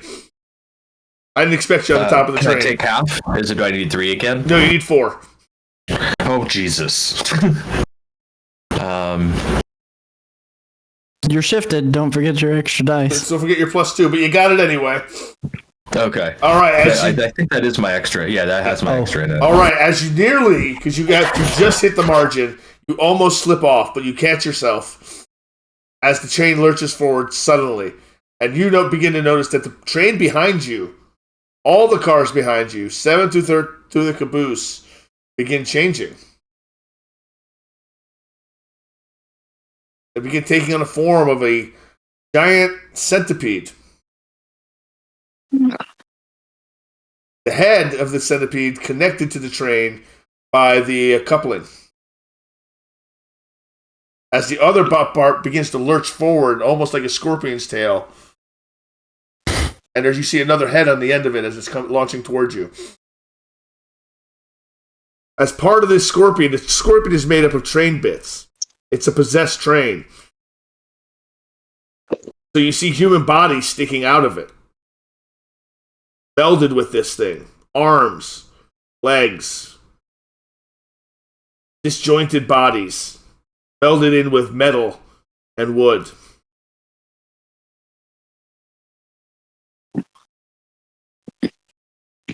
Still on me. Still on you. You're the only one who can see this so far. How thin would I be able to in Glabro? Would I be able to tear through the roof and drop in? Yes, but you would. Everyone in the car would suffer delirium. No, they wouldn't suffer delirium. They're not already? No, they're not yet. No one shifted in front of them. Yeah, no one shifted in front of the them. train did. The train is a We centipede. perceive this. Is No, this not an no, event that's no. actually happening? This is actually happening, but you guys can't see it from the train yet. The train lurched, and I haven't described what happened in the train to you guys yet. Okay, well, I'm fixing to drop in, so let's go ahead. All right, as the train lurches, everyone is shunted forward. The woman screams in pain as her arm is, racked up against another seat. And you feel something behind you pulling on the train slowly as the ceiling rips open and Asher drops in Glabro form. Into the car we were in? Into the car you're in, yes. No, I jumped over to 7. Oh, you jumped over to 7 by yourself. Yeah, that's what I was trying to figure out. That's what I was trying to figure out too. Okay, sorry, my bad. Yeah, because I saw you said I saw the goo going under the door into 7 as I was jumping over to 7. Yes. At least that's how I perceived what was going on. Now I'm wondering. Okay, I thought you were just going to tell everybody. All right, so you jump over there. Yes. So I'm thinking I'm attacking into a centipede's flesh, essentially, under my feet. That's what the image I'm getting as well. Thank you for filling me in. It's all good, bro. Yeah, synced back up. It happens. All right, it hasn't attacked you yet, but give me a strength plus brawl to break through the carapace, so to speak. Okay. I'm going to add your +2 because you are in Glabro. Thank you. Thank you. Yes, and running my rages back up to 2 here. All right, you pound and you pound on it. You're not getting through it. You may have to go to the front, through the door. If I still have more I could do, I will kind of in confusion as to why it's so strong. I'll fall back towards train 6 and drop down into the air gap there between 6 and 7. All right, the door is still there, but it's still open. It's not open. It's still closed, but it's been fused like it's part of this centipede's body now. You can open it. It's got a handle. I'll try. Yeah, the door swings open and you enter into the hollow of the train. But it's an abattoir in here. Bodies just completely. Nothing's torn apart. Just everything is melded into everything, molded in. So there's one lady is sitting in a chair, but her body's half morphed through it, phased through it. There's a better word for it. With her back phased through the back of the seat, sticking out at an odd angle, leaving a gap between the front of the seat that comes out like this, and the entire time she's screaming. Everyone in the train is screaming. All right, and I'm going to step back out and open the door leading... Oh, wait. Step back out and I'm going to close the door. Nope. I guess I'll shift back into Homan. Okay. So I can go see how all my friends are doing in 6. Well, actually, they're all fixing to come back and check 7, aren't they? So I'll probably be bumping into them if I'm fixing to go back into 6. What are you fixing to do? Who? Me? No, Elwin, Tindy. Okay. Oren. I forgot we have. Oren, Orion, and Morrowind have woken up. They look a little groggy and like, what are we doing? And they shout, I'm going to Krenos, but they don't. It's on track. I lean up to the guy who had the case because I felt the train lurch forward, but I don't know anything else that's going on.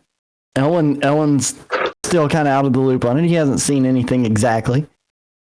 But I lean up to the man that had the case and I said, "What was in the case?" He stumbles. He goes, I don't know. I was just bringing it back to New York. I don't know what it was.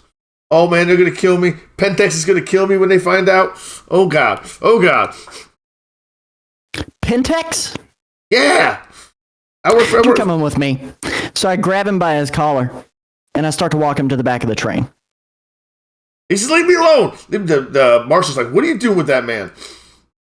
We're just going for a talk. I got 2 prisoners. You're lucky. All right, so you. Right.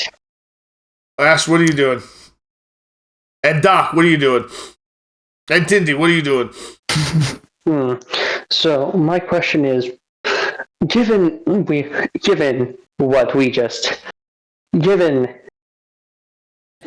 the lurch and what just happened,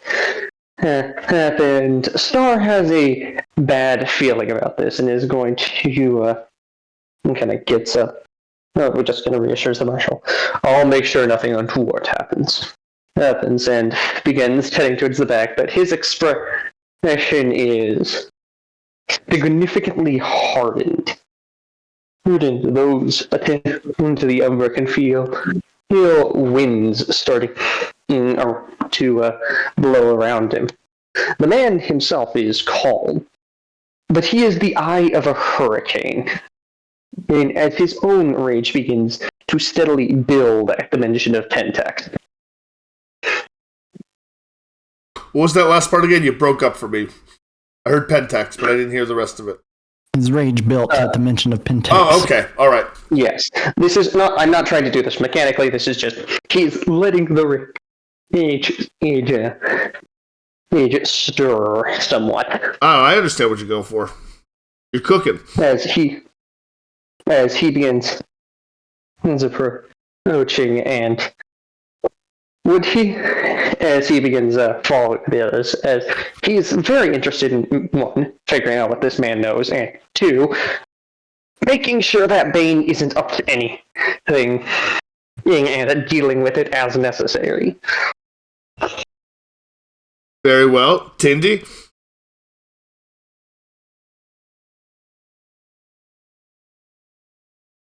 I feel like Shadowheart is like the least equipped person in the room yet again. Like, she has no idea what's going on. All right, Shadowheart, you feel something familiar. Don't know exactly. You can't put your finger on it, but something feels familiar. Good. Something good and familiar. I feel something good that I'm familiar with amidst all of this stuff.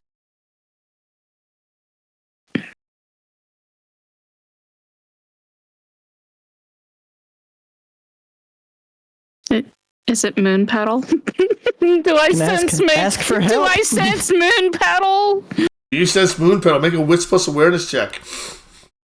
Wits plus awareness. What is my wits and awareness? Probably pretty good. Has moon petal come home? Where the heck is my mouse? The thing about having all the monitors. Yeah, that is the bane of having multiple monitors. So am I still extra mad? You are still extra mad, yes. You are still at rage 3.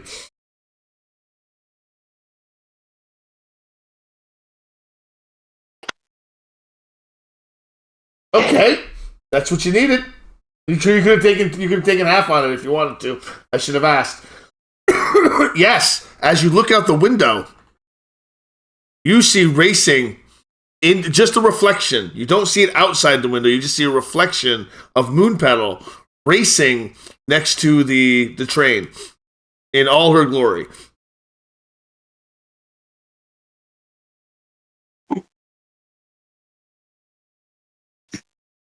Am I able to communicate with her? You can sense her. You can talk to her. You can try. You're seeing her reflection in the glass. You don't see her physically out there because she's a spirit. Right. I attempt to reach out to her and ask her what's happening. There's no time to explain. Trouble. Get ready. But I'm back.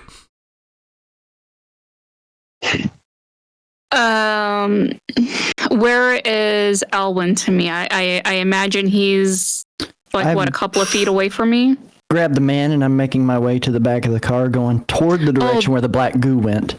That's right. You were taking him that way. So, I look over at Elwyn, and I tell him,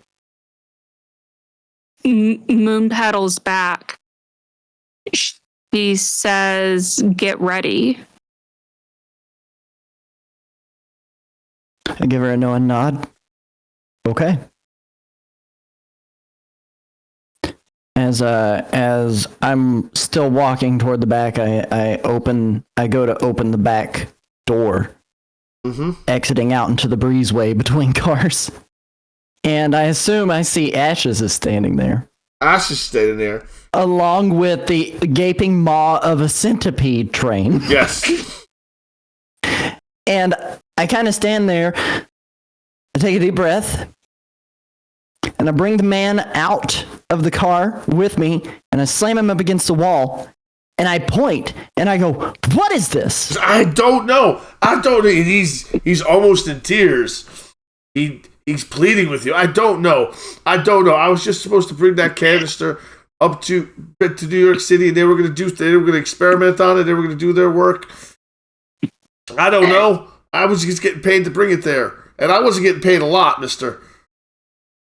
I look at Ashes, and I go, this man's working for Pentex. Or with.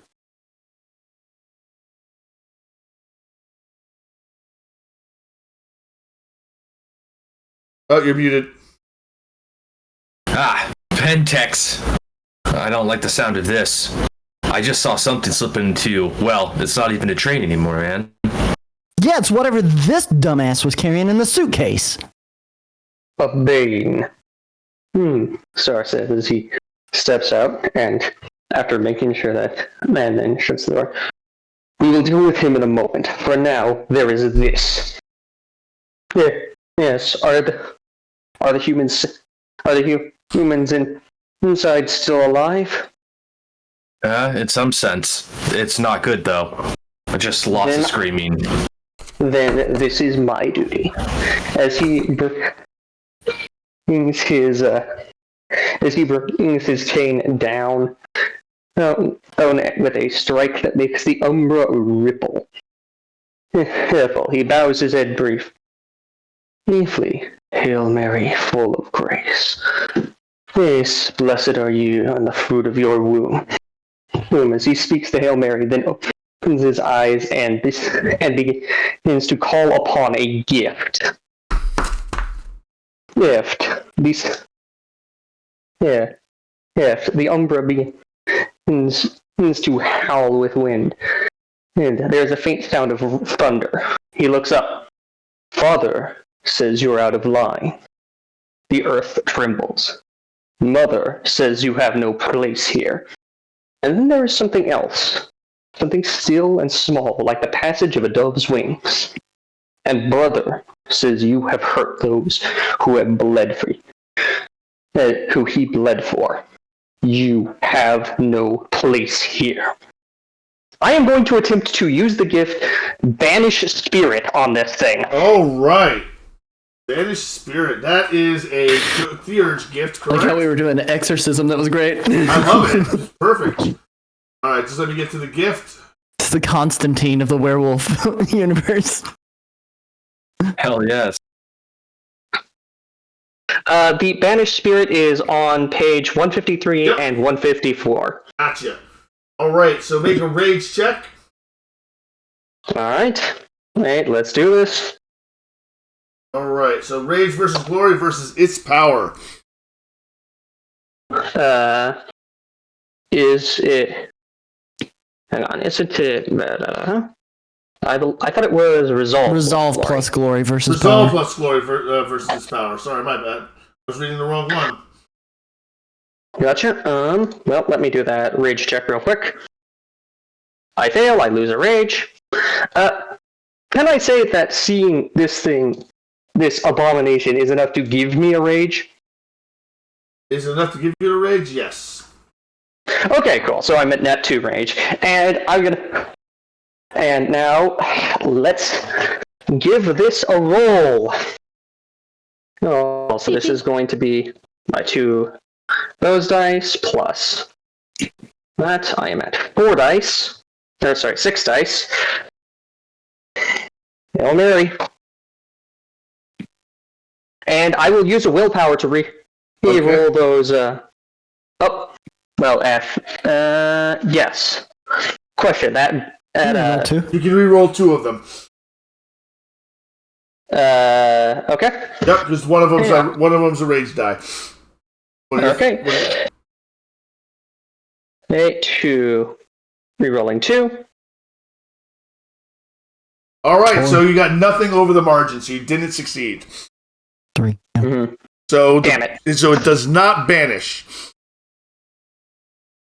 It shudders. It looks like it's about to. It shudders. It squirms. It squeals, and then it rears its body up as if it's going to strike. The 4 of you are out in the airway. Yeah. You hear from behind you, "Good Lord, it's the devil!" And it's the Reverend you were talking to before.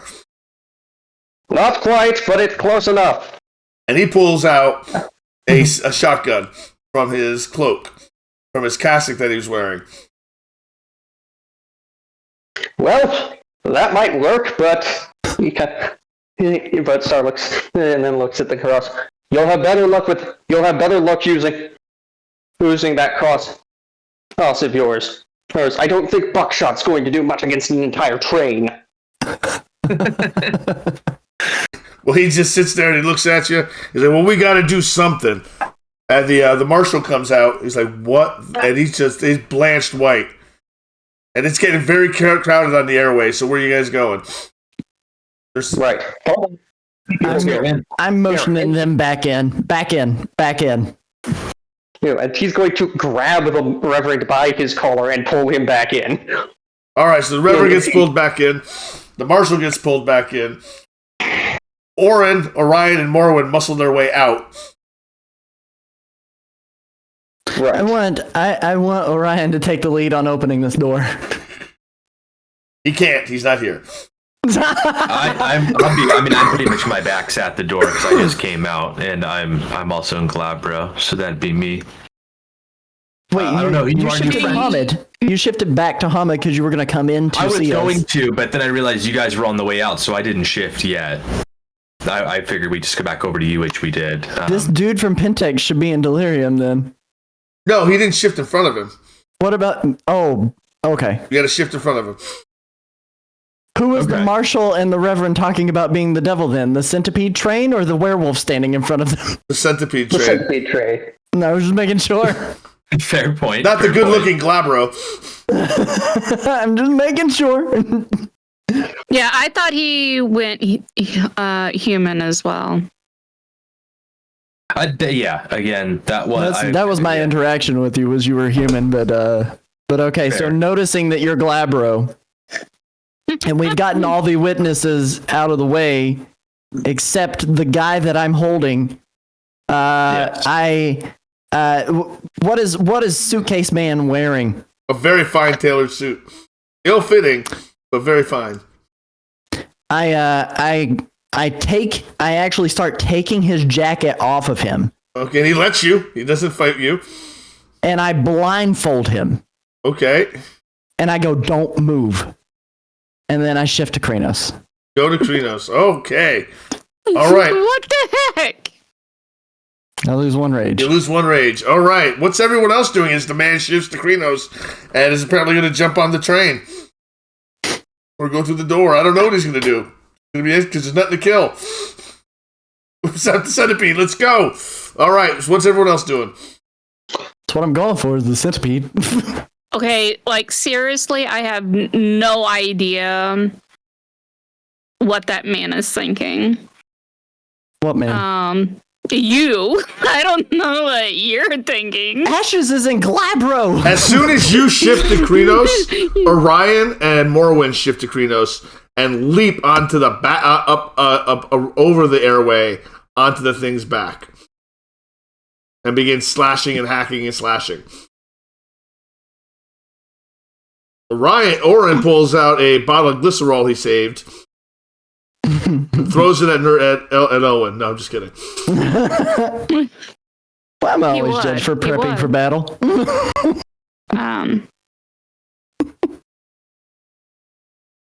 Once again, still, like, I feel that my character would not really understand what was going on. I don't even understand what's going on. And she hasn't seen that. But for the first time in weeks, maybe months now, she finally senses moon petal again, and I feel like she would be obsessed with that. And all that she knows is that Moon told her to get ready, and she doesn't know what that means because Moon Petal didn't elaborate as to what she was getting ready for. So I feel like she is like standing there looking around, waiting for some kind of sign as to what she's supposed to do. Centipede train! That's not a sign. All right. God. Bard. What are your thoughts? Well, since I'm getting the humans back inside, he's going to turn briefly to the Reverend. Apologies, Reverend, but I may need to borrow that Bible of yours. He offers it to you. He offers to you, just take care of it. I have every intention of, and he flips it as he flips it up and begins going through it, as he's going to make another attempt. Okay. At banishing this. This time, as he scrolls through, and apologies, I am double checking my. I am double checking my script, my psalms, to figure out which exact psalm he should be using for this. Yes, it will be Psalm 44. Or as he begins reading that as the focus to chanting the gift again as the winds continue to howl. Hell, as he channels the gift of the hurricane spirit. And will once again be attempting to banish this thing. I was waiting for someone to say that. I am presuming I am all. All right, you can roll it if you like. All right. 2 rage, 4 standard. Let's go again. This is. Yep. And I will reroll, and I will spend willpower again. All right. And reroll those 2 will dice. Come on. Dang it! Not quite. Not quite. All right. So it shudders again. All right, but this time it's angry.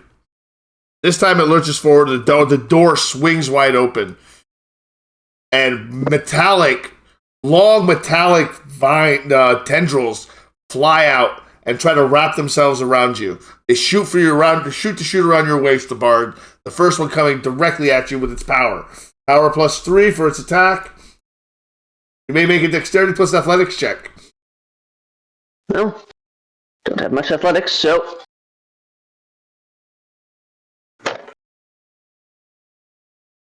Yeah, I'm not stopping this. Jeez.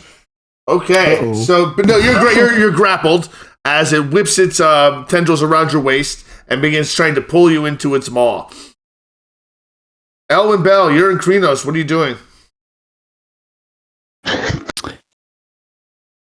Maw is open. Assistance. Maw is open. What was that, Bard? He said he appreciates some assistance. Okay. Yes, the maw is open. So I am close enough to the tendrils. I am going to take a mighty swipe at it. All right. Give me a strength plus brawl. Thank you very much. +4 because you're in Krenos.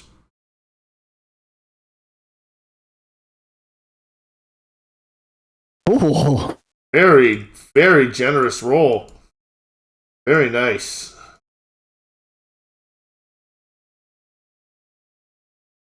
All right, as you do 1, 2, 3. Well, you got 7.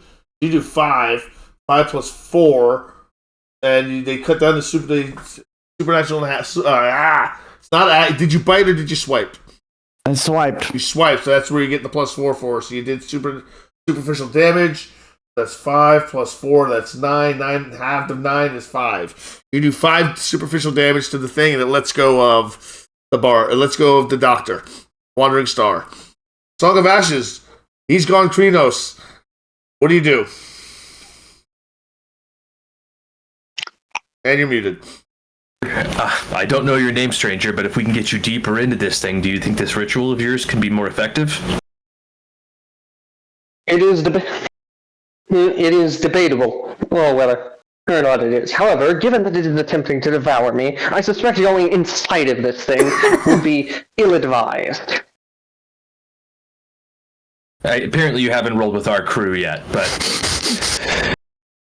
I'm going to go ahead and start attacking anything else that's, the first thing I can get through the door into the centipede. You're going into the centipede? You're going through the door? Yes. All right. Yes. As you get into the door, there are more tendrils that come flying at you. Okay, just try to deal with the first one. All right. They can't attack you because it can only make one attack per turn. It does not have Spirit of the Fray. So I can attack it. So you can attack it, and it can only attempt to dodge. Okay, yeah, I'll just take a swipe at the first All right. The first closest tendril I can get. Your dexterity plus athletics versus your dexterity plus brawl versus its dexterity plus brawl. -1. So it's its power -1. And then +2. Yep. And I'm at 2 rage. So 3, 6, 7, 8, 9.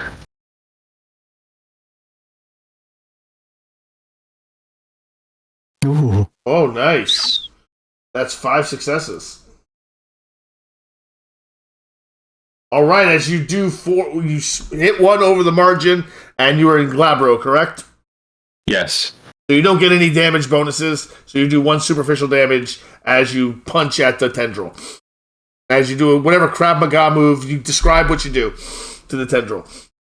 Yeah, I'll just bring an elbow down on a tendril into like a bench, one of the benches it's hovering over. Okay. Poor lady that was screaming halfway put into her Yeah, right into the lady's lap. Right into a lady's lap, exactly. As you enter, you notice the screaming is just constant inside. And everyone outside can hear the screaming now. Literally, that sign you were looking for. You see Moonpetal manifest in the real world, possessing a sidecar. As a sidecar with a horn comes flying up from behind the centipede, you notice it as it just launches over it. Launches over the centipede and lands on top and continues scrolling down the side, the horn first towards you. As it jumps and lands the horn directly into the side of the train. Moonpetal centipede train, I yell. Centipede train.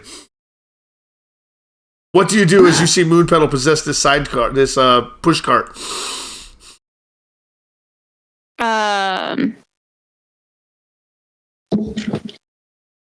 Please do not stop to take a picture.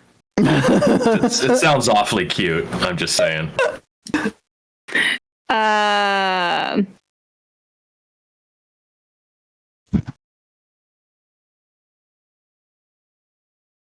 I am going to shift to Hispo. And I am going to jump up there so that I can get to Moonpetal. If I can actually like land on her, that would be great. All right, give me a dexterity plus athletics check. Difficulty 4 because of the moving centipede. I would shift to Glabro. Give yourself a +2 to do this. She shifted Glabro. to Hispo, so she's got +2. Oh, you still get the +2 if you shifted to Hispo. That's correct. Okay, My so bad. dexterity and what? Athletics. Okay. You gotta Plus do your my rage 2. check first. Well.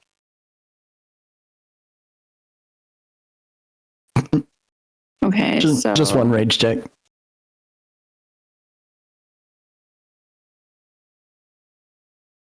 Oh, here it is. Okay. Nice. All right, you keep your rage. Now make your dex plus athletics +2.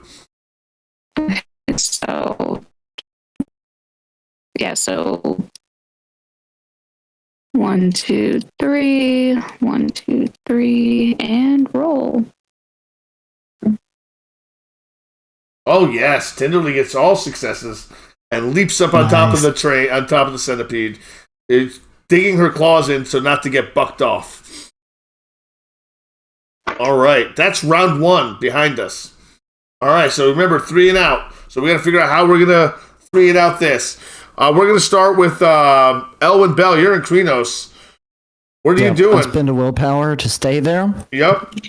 But I can I see Ashes from where I'm standing because I'm still at the mall. Yeah, you can jump right in if you want. Absolutely. I There's just lots stepped to through the kill door in there so- too. I mean, there's lots to kill. There's so many people melded into stuff. I'm hoping we They're can not weak it so the bad doctor people. can be more effective. No, yeah, I'm just dealing with the tentacles. But I look at Ashes and I kind of say I need an order, boss. Help the doctor, suppress the train. All right. What pull is off the this maw? ritual. What is around the maw of this train then? Beyond the doors, is there eyes? Is there something I can like deal with It's got here? like a scorpion tail thing going Give on. me a and wits- Haggard and Morgan are on top of Yeah, it. give me the wits plus awareness check while you're inside.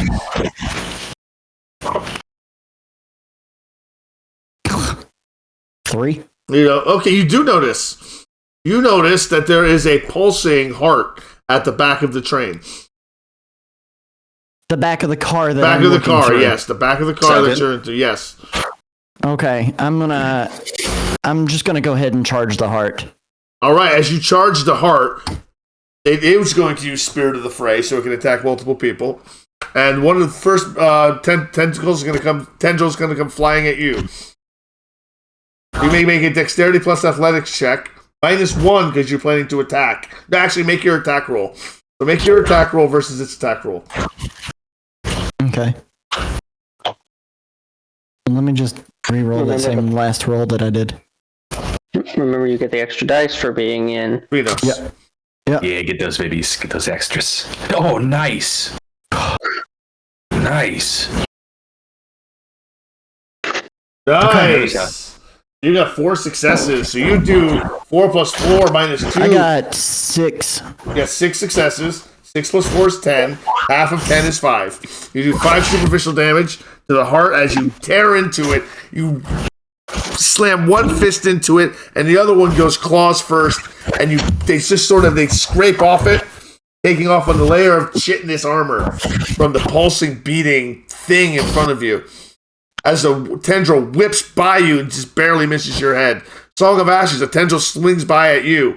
It can attack 3 people, and it's going to do so. The next attack is going to be on Morwen. So it attacks you. What do you do? I'll look to slash it in a way, and I also want to make sure I deflect the tentacle in a direction that's away from the doctor, kind of to the sides of the train instead of down the alleyway in the center. All right, it's not trying to grapple you; it's trying to impale you. Yeah, either way, just like try to deflect it. Try to deflect the impale to my right. Okay. Directly into the woman that has merged with us. Hopefully not. That poor woman. This poor woman. All right, roll your attack versus my attack. Okay. Okay.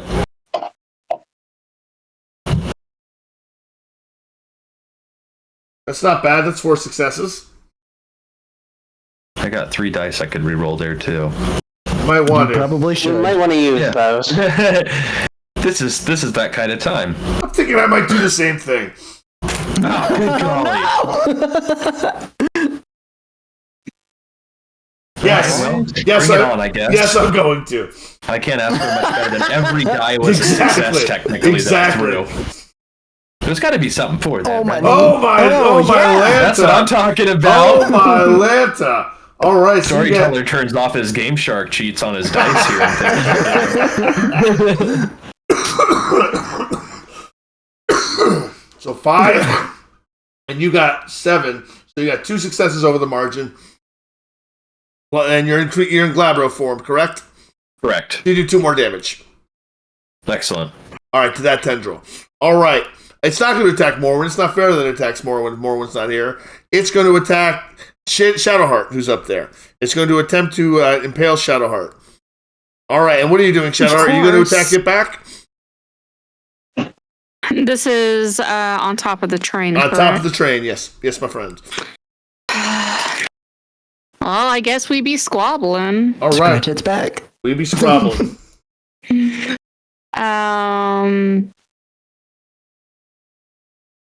So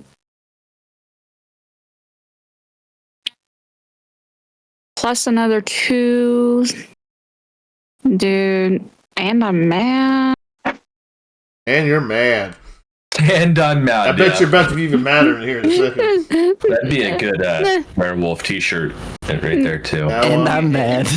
It's like my theme for the night is "and I'm mad." Yeah, I'm gonna go bite it. all right, roll it. You're going to be questioning on what Oh, this no. tasted like later. Oh no! 1, 2, 3, 4, 5, 6 versus 5. Tindy, you're impaled by the. But you only take 1 superficial damage. It's not She's got a terrible. willpower too, right? There's just a lot of You opportunity. can to spend re-roll there. willpower if you want, Tindy. But he And I might get too. to re-roll 2. 3. You could Three. reroll 3 on this one. Yep. That's why I mentioned it. You have a lot of opportunity there. Oh, yep. That's what you needed. Nice. All right. One over? 1 over. Exactly. So you dodge out of the way and you manage to clamp down with your bite on the tendril. It stings a little bit because it's made of metal, but you do superficial damage to it. All right. Just Doctor. normally does aggravated damage, does it not? No, the bite does. You bit. Yes, you do aggravated damage. Thank you, the Bard. Thank you very much for picking that up. I forgot about that. You do aggravated damage to the tendril. All right, the Bard, you are up. Doctor, now would be a time for this ritual. Now is the time to continue trying to use Vanish Spirit on this thing. Let's get it. What did that cat do to you, Shadowheart? Why are you beating on it? She likes Alright, it. let's see. She doesn't Thank you, like bite. Great check. She doesn't like to be petted. She likes to be pounded on. I don't know. She's I had a cat weird. like that.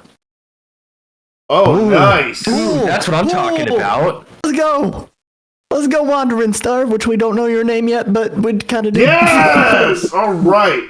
So as you give us your best exorcism, because this one counts. Yeah. Yes, as Star looks at them blinking out, bringing it in, it's like, as he steps forward and the wind howls, the umbra flicker briefly across reality as you see a serpent coiled around him, horns crowned and formed of wind and water. Uttered by the Loa of Haiti, by the Archangel Raphael, by Mother Gaia and Mother Moon, and by my will. Yes. And he strikes and he drives his staff into the flesh of it and parts this thing like the Red Sea, splitting it down the middle and sending it howling back into the Umbra, torn asunder. As it's torn asunder, it begins to dissipate. Flakes of it just begin vanishing as it just begins to flake away slowly. Train begins to slow, and it comes to a stop. far, far away from any train station. Train comes to a complete stop. Momentarily. The whole train? The whole train stops. Okay, not just the centipede part. Not just the centipede part. The whole train comes to a stop. Those of you inside, it transforms around you. Back to the way it was. People are still screaming, but they're no longer... They stop screaming and they start checking themselves. Not everyone makes it out alive. There's one woman who's still sort of... Her arm is missing because it was bisected by the train by the train when it was melded in, and is no longer attached to her arm. It wasn't the bench lady? It wasn't the bench lady, no. Oh, okay. I thought it was Ashes. I was like, bench lady for you sure. Man. Yeah, okay. Wasn't bench lady. Poor bench lady. Poor bench lady. I'm good. That's good to hear. Not everybody made it though. People are screaming and traumatized. Nobody knows, and this is going to be 13 cars down. This is going to be the car 13 was transformed all the way to a centipede. Oh, gotcha. Like the head that curled up and everything. Yes. The tail end of the train. Gotcha. Yeah. Those poor people. What are you doing, Owen? You're still in Krenos. I'm shifting back down to Homage. Same, Instantly. yeah. Instantly. All right. So you're causing delirium. Gotcha. I'm shifting down to Homage. So, With how shaken up all these people are about themselves, would they actually be paying attention to us in that split second? No, you could probably have enough time to make your... you don't have to roll to go to Homid. So in the confusion, without causing delirium, most of the people unmelded hardly Worgen. Most of them. Some people are still stuck or are no longer among the living. And it's going to be one of those weird tales of the West. Yes, it is. Oh, like eat again. What are you doing about the man, the Pentex agent? I am going to continue to hold him for questioning. Is what we're going to be doing with him. Did he was he kind enough and obedient enough to leave the freaking blindfold on and sit still? He was so scared he didn't move an inch. I walk up, approach the man who is sitting in the breezeway between the cars of 6 and 7. Grab hold of the jacket that I had wrapped around his head and tied with the sleeve. Pull it up and off really quick. Yeah, I light it on fire. Pull it off very quick, allowing the light to just absolutely berate that guy's eyes. There's no light. It's nighttime. Oh, it's nighttime? It's still nighttime, yeah. It's fine. Okay. I didn't realize it was nighttime. I thought we were doing this in broad daylight. Legitimately. All right. And after, as I whip that open, I look at him and I say, "You're going nowhere. I need to know who your contact was, and I need to know who brought you here." I just picked this up from the factory in Salt Lake. They just told me that I was supposed to take it from Salt Lake to bring it all the way to New York. They who? My bosses at Pentex. You work at Pentex. You don't work with Pentex? You actually work there? I work there. I'm just a paper pusher. I make sure the bills get paid on time. I'm in accounting. But they knew I had to go back to New York, so I'm just traveling. I was just carrying that briefcase back for them. Yeah, I don't really buy that. As much as you were sweating and panicking the moment we came in. Yeah, I didn't want to drop my suitcase. You knew what was in that suitcase. Of course you did. You said it. You knew what was in the suitcase. Ashes, what do you want to do with this guy? As far as I'm concerned, this man's responsible for all these people that perished on this train. The marshal pokes his head out. Can I help you all here now? You might just, Marshal. Is he not even like a little shaken by the demons that was just behind us? Yeah, of course he is, but he's rationalizing. Yeah, Star closes the Bible. I will hands it to the marshal. Kindly return this to the Reverend. He says, I'm going to go back to this train and to see who is injured, who is dead. and get the catalog and get it back to you. Then me and a few of my compatriots we'll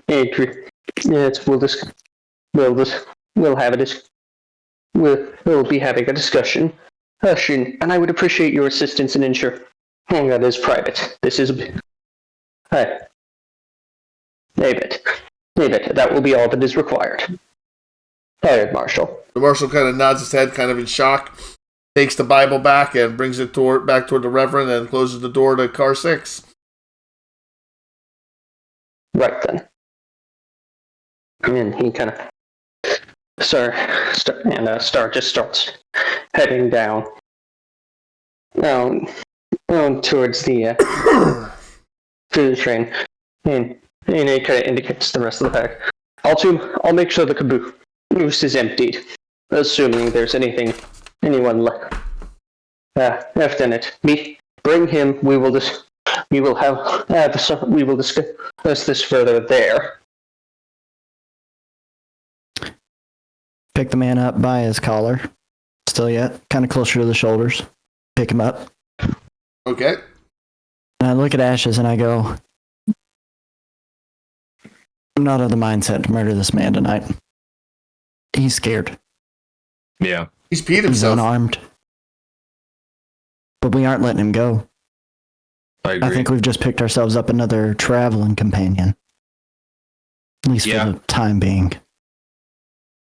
We have to pursue this more. We know he was destined for the same area we were. It seems easy enough to add him to our current list of problems.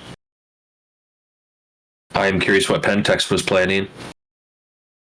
This package is far too dangerous to just be transporting like this, and to be transporting something like this. How does that work? How are they allowed to do such a thing? I don't know. I know this guy ain't gonna know. Nope. He's pretty much pointless, but we can't just let him go right now. No, I agree with that. Maybe we can make sure Orion and Morin keep a really close eye on him. If he does anything, let Orion do as he pleases. Shadowheart, you got any feelings on it? Am I still on the roof with Moonpetal? Are you still on the roof of Moonpetal? Athletics plus dexterity to find out if you come down to the breezeway?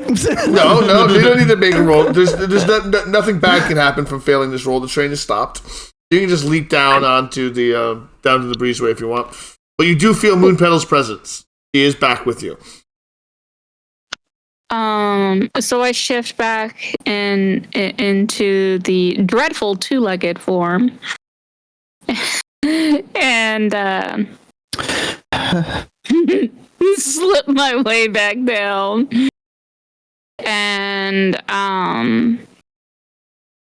I tell them that Moonpetal's here. We need to talk to her. And as she mentions Moonpetal, the three of you all have a very familiar stomach cramp.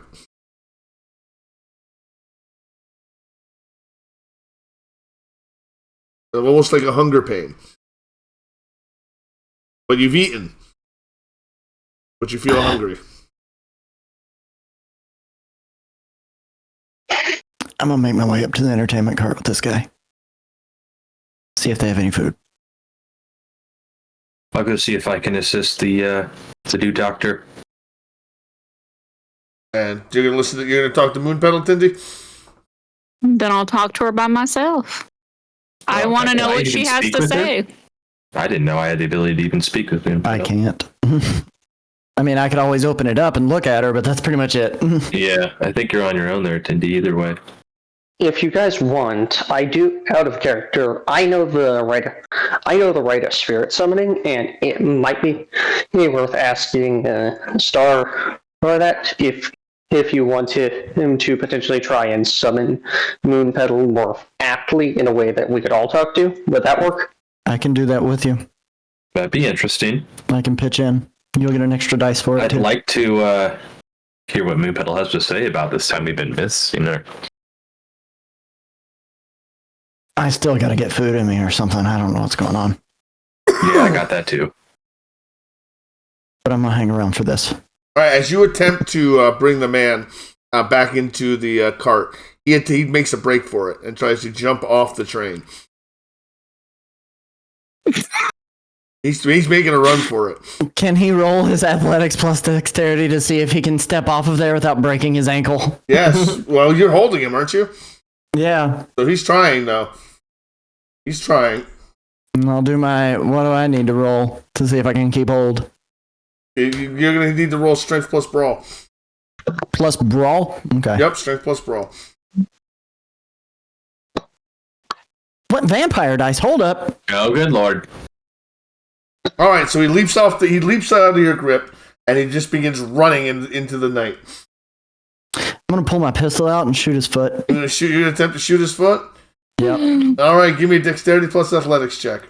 I mean, composure plus firearms versus his dexterity plus Okay, athletics. hold up.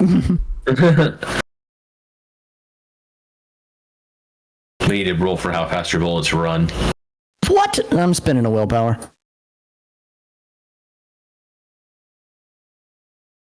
Take it. Garbo.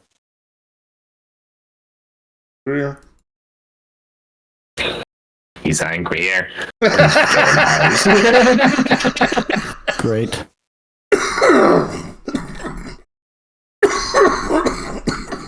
I shot him. Yeah, he did. Yeah, I got 4. As you shoot his foot, you shoot into his leg. It doesn't stop him. He still moves very fast, and he's just booking it across the ivy speed across the Damn it! across the desert. This shit again? Pentex employing vampires now, huh? They must be. There's no way they're not aware of that. This just keeps getting deeper and deeper, doesn't it? Well, there goes our inn. Do we want to be here when they show up for this train that's stalled out in the middle of nowhere, or do we want to get on foot?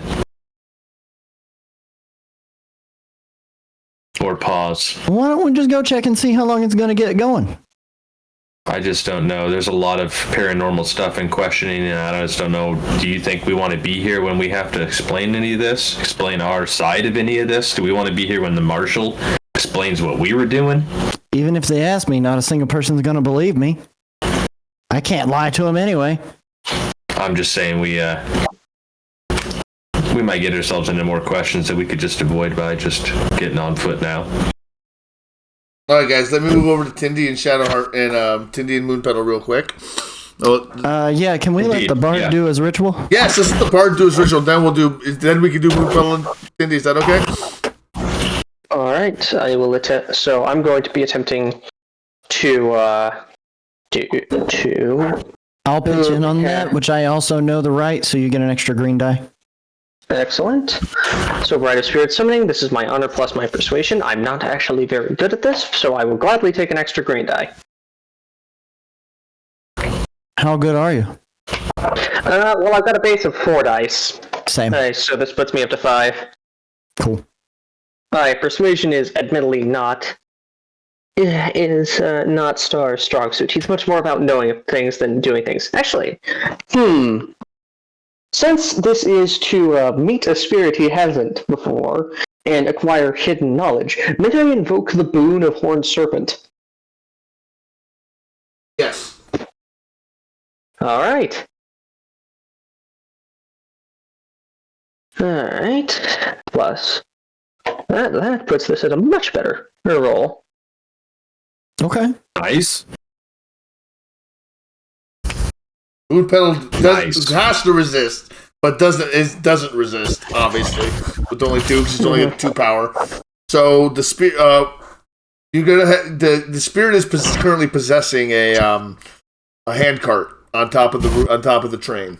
So you're gonna have to go up there, speak to it, but it's now available to be spoken to. Yeah, it says, and because as Horned Serpent demands it, and he will step up to go and hear what she has to say and acquire further knowledge. We follow. Okay. For anybody who doesn't know or anyone who doesn't remember because it's been a little while, Moon Petal is a unicorn that, typically speaking, only Shadowheart can see, because that is somebody who, after she became a werewolf and got kicked out of her pack, this spirit started watching over her and is in Shadowheart's mind very much a member of her pack. This is someone who takes care of her. Mm-hmm. Have you guys moved off? You guys are on the roof of the train now, correct? Yeah, we just climbed the ladder Okay. to get up there. Yep. Yeah, and once Star realizes that this is a unicorn, this is an aspect of the unicorn, he offers a very deep bow of respect. Moon Petal, being a miniature unicorn, small, looks a little bit not raggedy, but wild, like a wild unicorn. Not your normal friendly Lisa Frank unicorn. Not a Lisa Frank unicorn. More of a Brothers Grimm unicorn. Stands before you and looks at Tindy. It would give a smile if it could smile, but it kind of whinnies and it intones. It speaks, but it doesn't speak. It's almost its audible telepathy because its mouth doesn't move at all. I've been lost. I was scattered. I needed to find you. I've been running for so long. I've been trying to outrun the storm that's in the Umbra. But I finally found you. We can go home. I tell her that I have felt that same darkness, the same hole of her absence, and ask her, how do we go home? I don't know how we go home, but we must go home. We're being chased. You're being chased. It's coming back for you again. What is it? It's an embodiment of the worm, the weaver, and the wild. It represents all of them. It represents time. Hourglass. I'm assuming I can hear this telepathy talking to. Yes, this is moment. audible telepathy is the way I'm describing it. I look at Shadowheart. Hourglass. That did not go well for me.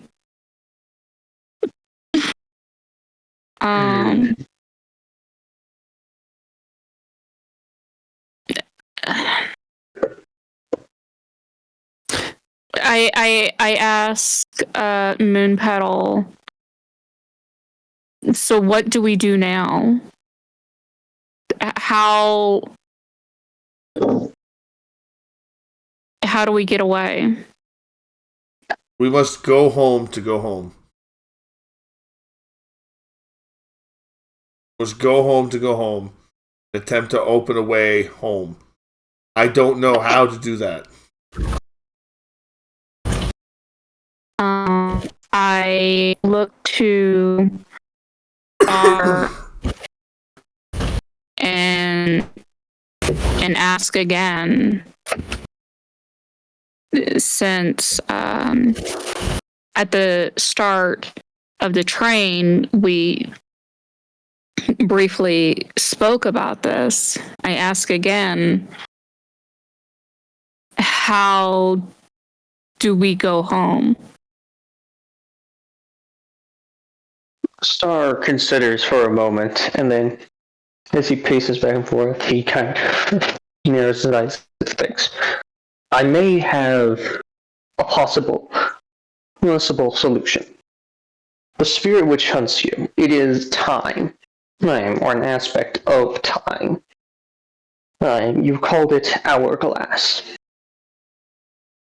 It may be that this thing which hunts you who could perhaps be a key to return you. As it stands, you are not in your proper time.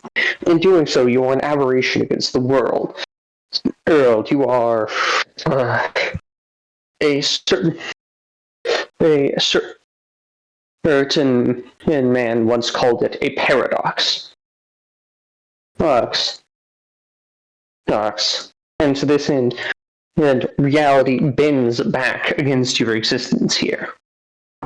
However, if it is time, there may be a way to work this. There are gifts and rights, which, if properly exercised, may be able to bind this being of time, and once bound, compel it to return you to your original time, non-destructively.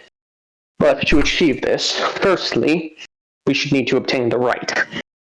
Right, and only a potent theurge would acquire it. Secondly, we must obtain a gift to command a spirit, which, to my knowledge, only the mightiest spirits, the Incarna, may grant this. And then we would need to also return to the point at which you originally departed from your time. In order to have the greatest possible chances of this succeeding. Then, bind Hourglass and compel it to return you to your own time. Shadowheart, having absolutely no idea what this man just said, turns and looks at her other compatriots for some sign that this was informative to them. Yes. In fact, makes sense. It makes perfect sense. Elwyn and I... It's a different path than what we were originally going with. It was, but it has a lot of similarities, which I find to be interesting and also a good sign that we are on the right track. Are you familiar with the rite of chiminage, Doc? Notes his head. That may be one which was developed in however long, in the time between yours and mine.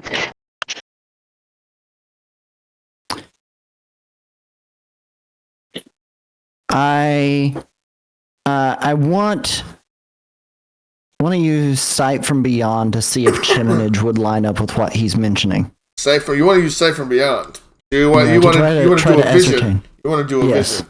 All right. To see if chiminage would apply.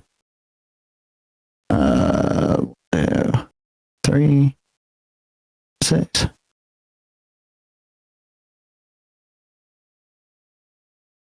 That's a great roll. That's phenomenal.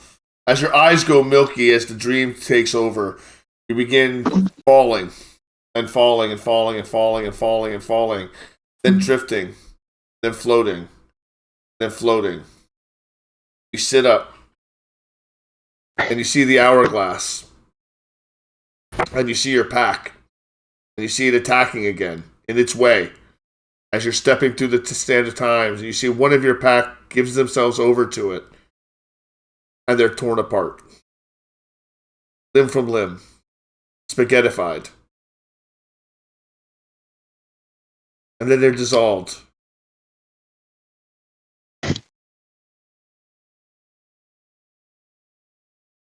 My eyes clear of the gloss. I come out shaken. I don't think we have any power over this hourglass, Doc. Then, in that case, it seems most likely that this rite of chiminage, whatever it is your best hope. Alternatively, there are other forces which may be able to do this, but they are few and rare. I have heard tell of strange lords within the deep Umbra, which compel powers which could not be understood. And some old legends say they could compel even the spheres of time. If this spirit could not provide it, perhaps discovering one of the Perhaps your answer may lie deeper in the Umbra, but even so, it seems for the moment our best option is to continue back towards New York. Yeah, I would agree with you. Let me ask you something. Since you're here, since you're going with us, I saw you come out of the moon bridge. Got any advice? The road we walk is a long one, and though the railroads would make it easier, we will need to reach the next station by foot, given that Pentex will almost certainly be aware of what transpired here. Useful as it may be to destroy their agents, we cannot fight their war while the Paradox Spirit chases you. Moreover, any further disruptions you enact here may further alter or even potentially undo your own time. If, for example, you were by accident to kill one of your ancestors, you would never be born. To this end, it is best that we return to your original homes as swiftly as possible. The road is long. From here to Cheyenne is a road I have walked before, and then I can guide you from Cheyenne to the Mississippi. Though I cannot guide you any further unless we decide to take a very circuitous route by sea. Okay. Though it may be easiest instead to make for the city called Detroit, right from Cheyenne. From there we could chart passage on a ship across the freshwater seas and come by way of a canal the newspapers they have built, which would bring us most swiftly back to New York. And knows his history. I would agree. But it's quite a plan. Moon Petal. What's the Umbra like right now? Stormy. It rages. It comes and it goes, but it rages. It's not clear right now. It's not clear. And the entity is not gone. It just waits. Until what? Until it can possess again. You're going to need to go in and finish it. In the Umbra? Yes. The Bane Spirit, the one which possessed this train, not Hourglass, just to clarify. You're correct. Not Hourglass. Then we had to pass attend to that before we set out. Otherwise, this will not be the end of it. I held the moon to gain a rage. Okay. You guys are moving away from the train, I take it? Yeah, let's gather our belongings and... Yeah. I shift to Glabro. And then I begin opening the Umbra. I have that. What's your pool for that? Let me see here. 2, 3, 4, 5, 6, 7. Mine's at 8. 8 if you would like me to be right leader. I can give it to him, but he has to shift first, right? We have to shift to do this, right? Yes, you have to be in Glabro. You can't be at home to do rights. It's like you can't be at home to use your gifts. What's the difficulty of the gauntlet here? The gauntlet here is a 4. Alright. I'll shift back down to Helmet, and I'll let the doc take the lead on this. He could take half, could he? Yeah, it's a right. You take half. Cool. I will howl at the moon to gain enrage. Shift to Glabro to perform the right. All right. Right. Let me do that. Rage die real quick.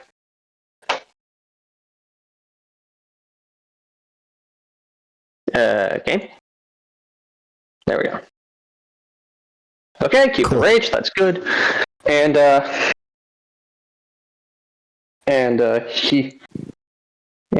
he will open the way by the way he performs this right is by enacting a fairly complex dance, and it's accompanied by a great deal of singing. As he dances, he steps in a circle, beginning at the north and moving clockwise until he comes back in a full circle and brings his staff down, opening the way. In the circle, he has danced in the dust. The air shimmers, and the gauntlet parts, creating an open gate. Step through. Storm rages on the other side of the Umbra. Powerful, whipping winds over a desert landscape, painted desert at night. Mother Luna hangs heavy in the night. So does Helios, hanging heavily. He has to get twilight on the world around you, as the blue light of Helios, the nighttime Helios, cat's face slips through the shadow, casting its gaze upon you. On the other side, you see it. The entity roils in blackness, oily blackness, against the light of Helios and the light of Luna. Seems to beckon you. I am going to activate one of my gifts as we pass through to activate Umbral. We spent 1 willpower to activate Umbral Tether so that we can find our way back out. Okay. Remember, you're dealing with this spirit. Remember, their health is also their willpower. So social combat does work against spirits. Good. Oh, great.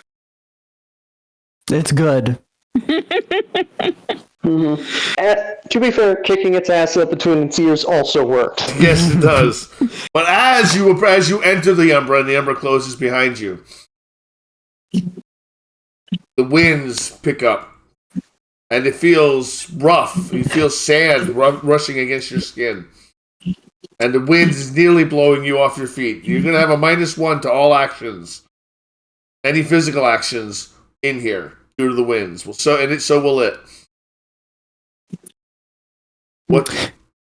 So I yell at it. You like getting your ass kicked so good in the real world, you decided not to peace out when you got back here? You're trying to. So you're. so you're trying to intimidate it? I'm trying to use some charisma. I'm trying to use some persuasion. Give me a composure plus intimidation check. As you're rustling up your composure and you're trying to intimidate it. By telling it you kicked its ass there, you're going to kick its ass here. Alright, you got 3 successes. Let's see how it does. As it intones back to you. You think you're safe here? You think you won over there? Well, now you're here with me. And here with me is the last place you want to be. I'm going to swallow your soul. And it makes what it does, instead of actually risking the biscuit, which it has to make the roll against you with its power. It's 3 successes. So you do not do any willpower damage to it. But that is your action for the turn, because we are in turns, because you decided to go. It is going to use its ability on you. Let me get to it. It's not any Incarni, don't worry. Nothing so crazy. I would never do that to you guys. I love you guys too much. There it is. All right. So in its non-possessed form, so it's in its spirit's form, so it gets a +4 to its brawl. All right. So it takes the shape coalesces. The black inkiness coalesced into a shape of a thick crab, massive and large. Elwood loves crabs. Likes the design I of very crabs. much do. And the taste of crabs. And the taste of them, yeah. All right, and it's covered in an armored shell. The thick shell of the spirit in this umbra form reduces any physical damage taken by 3 before any halving. It charges at We're Owen. down 1. We're down 1 on physical stuff. On physical rolls. Yeah. It charges at you, and it swings its giant pincers at you, attempting to grab you into its claws. This is for Elwood. What do I gotta do here? Dex plus athletics, because you decided you were going to talk shit to it. As he do. Oh, no. Yeah. Here we go, guys. 1, 2, 3, 4, 5, 6. Oh 7. my, oh me. Oh my god, 7. And so it's superficial. Plus do 4 superficial damage to Garou automatically. 4, 5, 6, 7, 8, 9, 10, 11. 11 cut in half is 6. Take 6 superficial damage. How are you doing? And what shape are you in? What form are you in? Hispo? I was still in home. Oh, you're still in Homan. How much health do you have left? 0? It's all superficial, so anything you take now is ag. All right. Yep. So it can only attack once. Song of Ashes, what are you going to do? You said social combat's not nerfed in here? Social combat is not nerfed in here. Shadow torn, fade tonight by Luna's will, be lost from sight.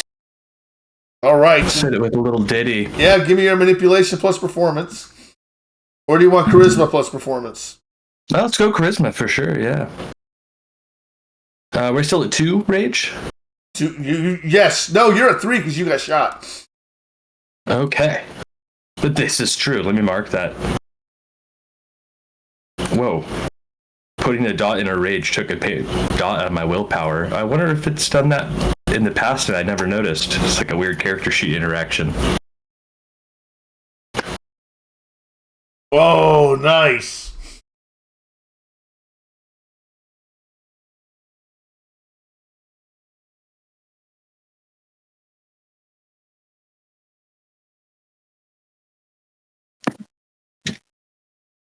All right, you do 4 damage to its willpower track. All right, then you're not doing physical damage, so it's not doesn't subtract it by 3, and it's not halved. All right. So as you sing to it, it shrinks away in pain and hisses at you as you bruise its ego badly with your song. Letting me go? Yes, letting you go. Yes, Doc, thank you. What do you want to do? Me? Yep. Okay, so, my apology. Yes. Star returns to this thing and plants his staff again as he summons the Eldritch knowledge and begins to name it. Name it. Bane of Bane and poison and earth. Earth, you are bound and named. I name you Land Flare. I name you Last End. And I name you Broken and Rail and Choked Sky. You are named. You are bound. You are you are contained. I'm going to attempt to use Occult plus. Basically, what I'm trying to do is use Occult plus Resolve to basically magic this thing. Well, you can't binding it. You can't bind it with an occult, but you just gave a very impassioned speech. So why don't you try giving it a? Do you have persuasion? Yeah, I can do persuasion. Give me persuasion plus charisma, and you're going to social combat it. Could I argue persuasion plus resolve because I'm kind of or composure because I'm throwing my will against this thing? I'll give you composure. Okay then. There's a spirit from every direction. This thing's just like, what the fuck is going on with this crew? Ooh. Nice, 4 successes. Hell yeah. Oh, sorry.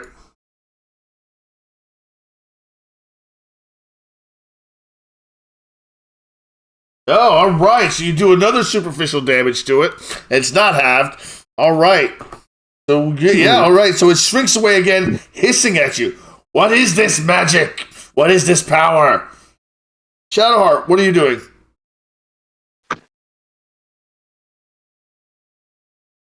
Can Moonpetal help me? Moonpetal is circling this thing, waiting for you to do something. Okay, well, unlike my compatriots, I have no ability to sling insults. But you can sling fists. But I can sling fists! So...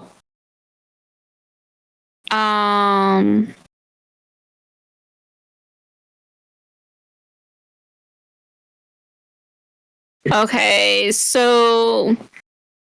You know what? I'm gonna go Krenos. All right. Roll two rage dice with your 3 rage that you already have. This is the first time. Is this the first Krenos or a second one? Oh, look at that. Second. She critted. Right, look at that. She goes to Super Krenos. Super Saiyan Krenos.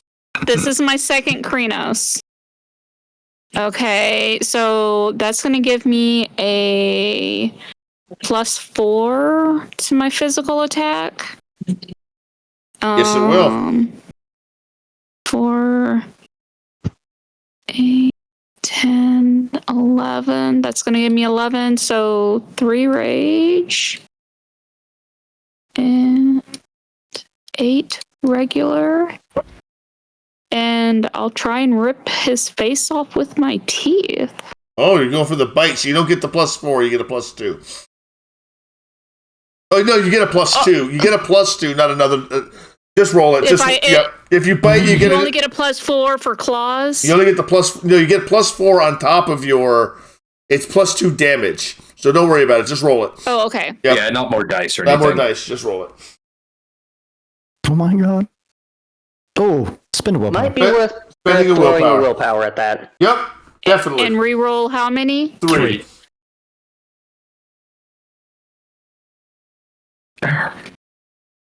Need more beverage. Okay.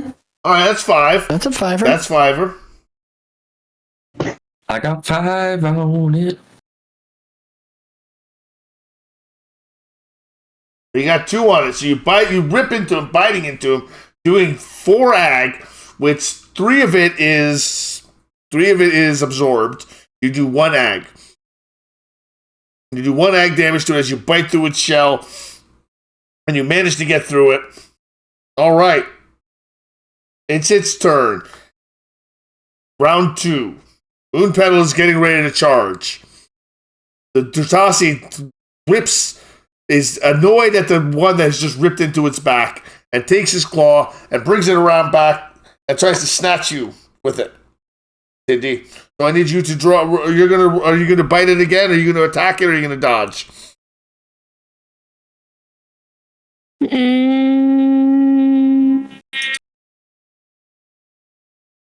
If I attempt to dodge, what would I be using? Dex plus athletics +4.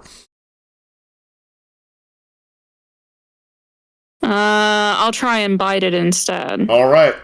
Roll your bite. I'll roll my attack.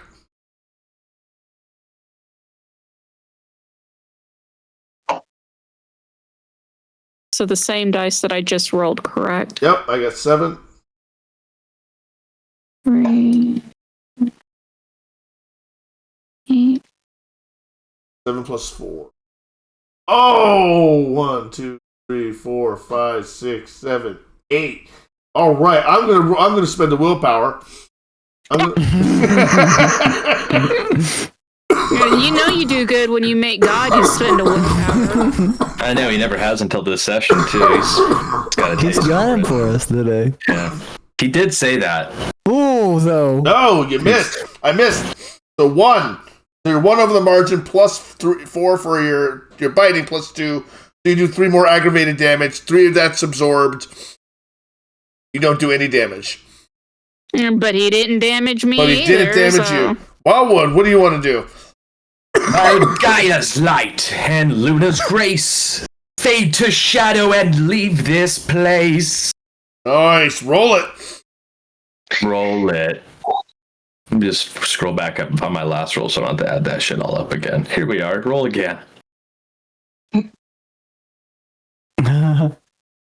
Willpower? I want it.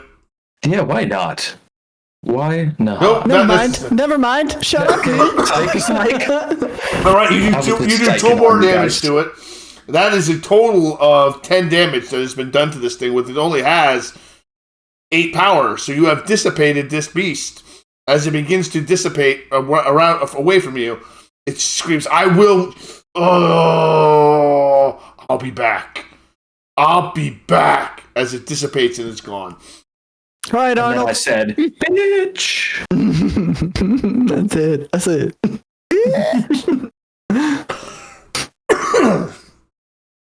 While you were doing that, as you look off, you notice that 3 people didn't join the fight. Yep. Correct.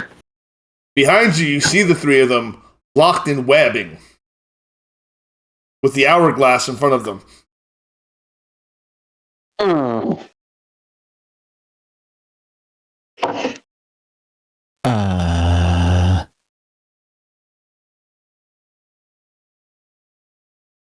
Well, this could be a problem.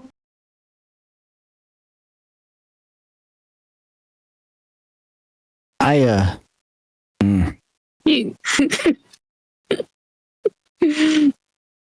Elwyn wrestles with his inner desire to try to reason with an hourglass. Are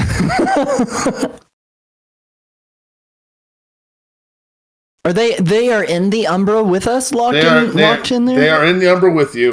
They are encased in what looks like webbing, silver webbing of some sort.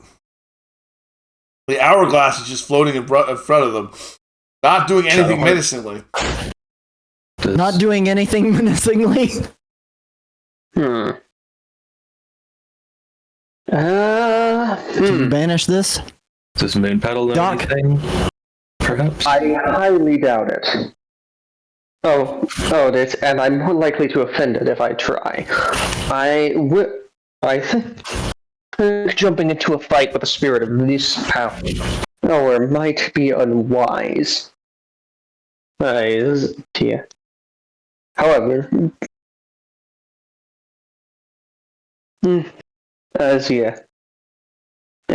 however, he's still got his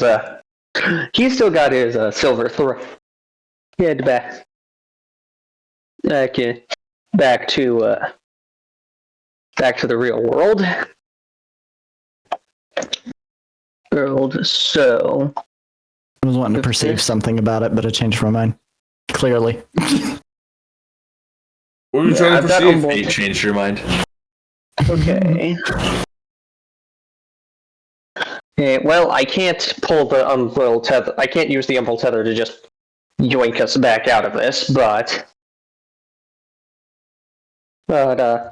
given this thing isn't actually after Star, he might try and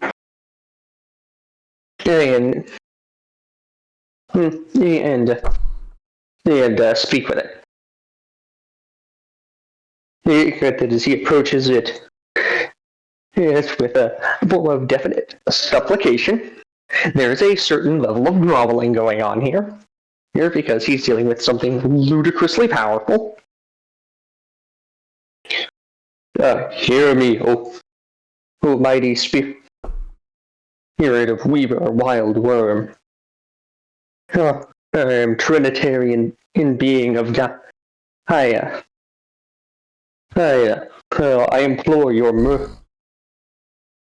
mercy. I know you seek only to right the balance of the world, and this is being done. These warriors have intended no offense, and at one seek to do the same as you, and things. Pray, grant us reprieve that we may strive I have to return them to the fight in their own time. And not further damage the course of fate.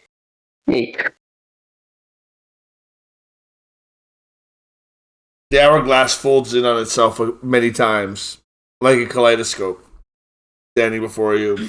And then it turns into a panoply of eyes. It's a biblically accurate kaleidoscope. And it stares holes into you with its eyes. And you begin to feel as if time itself is constricting around you. As if moments are solidifying. Seconds are hardening. Time is becoming solid. I need you to make a dexterity plus athletics check. Difficulty 3. Boomst? Not everybody, just the doctor. Okay. Well, I literally cannot pass that. You can get Unless I get Do you have 2? Do you have at least 2 dots? You could get a crit. Yeah, well, this is Let him not. roll. Yeah. Oh, good golly. And I can't reroll those because they're range range dice. dice. So As you begin to feel the air around you completely solidifying, the webs start to appear on the doctor. Now as the webs begin to solidify around you, I would like you to make a resolve plus composure check to maintain your sanity as time begins to collapse around you. And if you maintain your sanity, you will begin to break through the webs. okay, well, this fortunately is something I'm very good at. All right. Yes. Let's go. Okay. As your resolve and composure come to the fore, you actually smash the webs around you. And you instinctively begin to scramble back.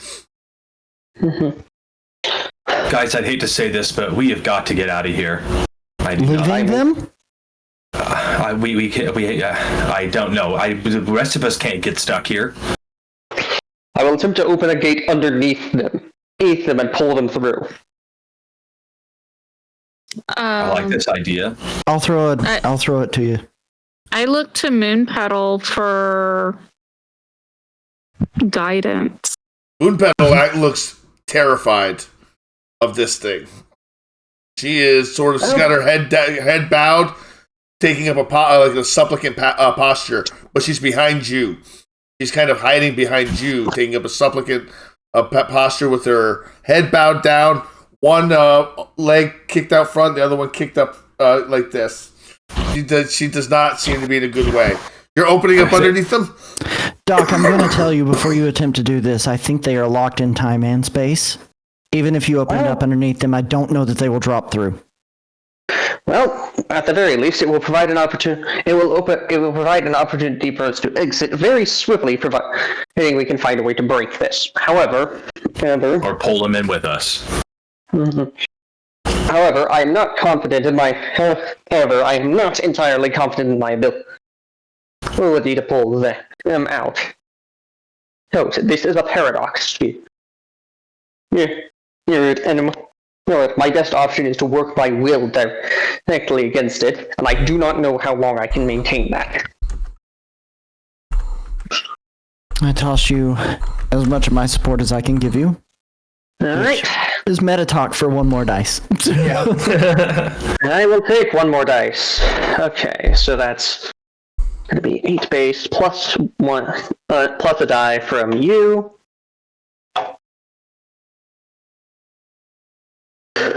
That'll open the portal. That will open give me a gauntlet here. That will open Here's the a portal. 4. And as you open the portal below them, that's what you're intending to do, correct? Yes, and this is significantly less ritualistic. This is him simply throwing his will against the Umbra and forcing it to open.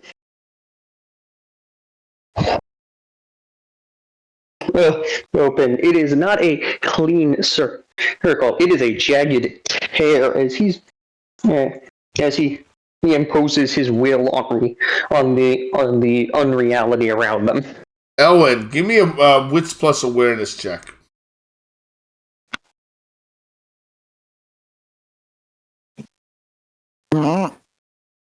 Wildwood, give me a wits plus awareness check.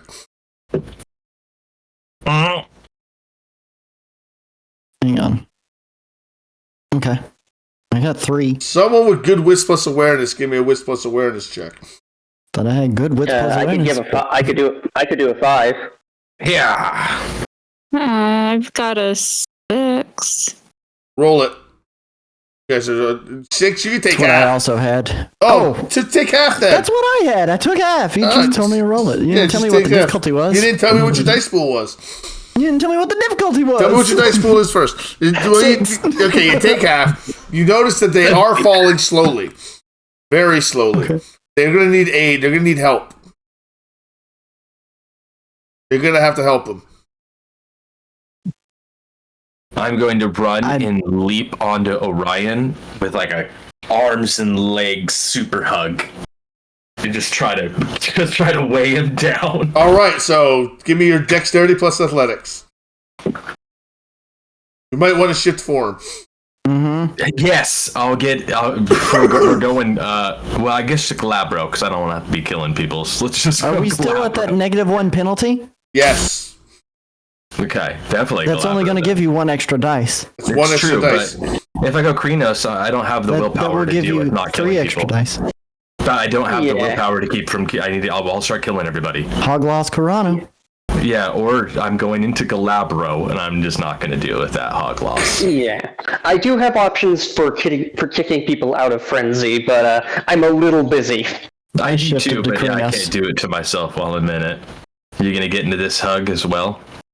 Yeah, but I since I shifted to Krenos, I'm big enough. I can grab a hold of Pete and the bottom of your leg as I'm or not Pete, Orin, and the bottom of your leg as I go to dive. Okay, well we got 3 of them to grab, so let's see what we can do here. Who's grabbing Morwen? I can't reach her. I've only got 2 arms. Let's see, 1, 2, 3, 4. What were you rolling for this? Dexterity and athletics. Athletics, that was it.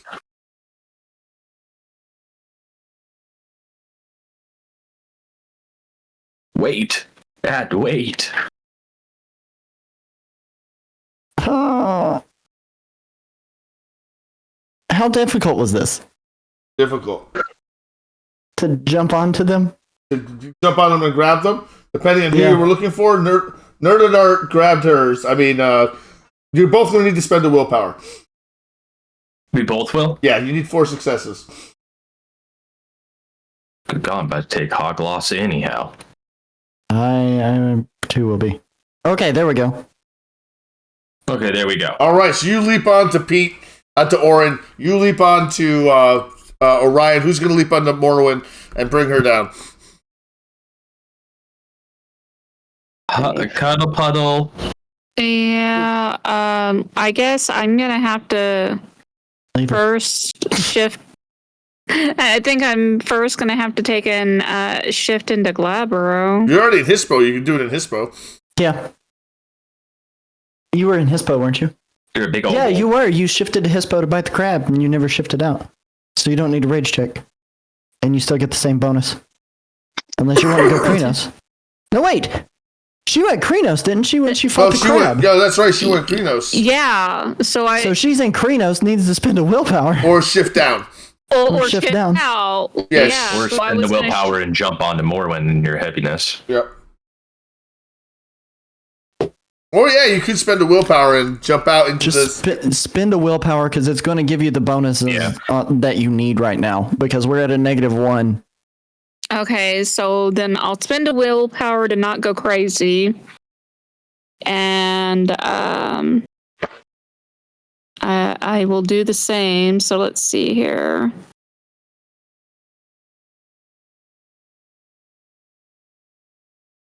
Well, yours a bit.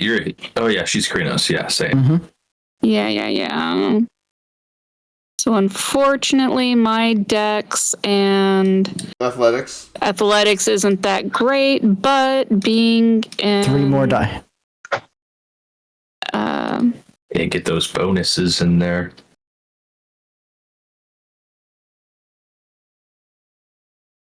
Okay, 1 more. Oh, what the? Dang it.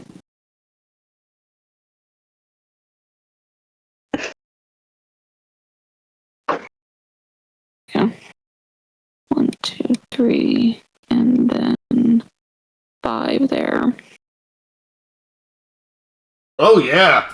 Yes. So you don't even you just leap on Morwen and you just push her through immediately. Everyone else has to kind of struggle and then grab a hold and everything. No, you just leap on them. Doc, what do you do? Doc, get in on this. Since the crew through the gate. They're going through the gate as you're speaking. Slowly Yep. following in a puddle. Gotcha. So they're not through yet. They're not through yet. And as I'm going, I yell for Moon Petal to get out of there. Mm-hmm. Right. Moon Petal I would like through. to try and use.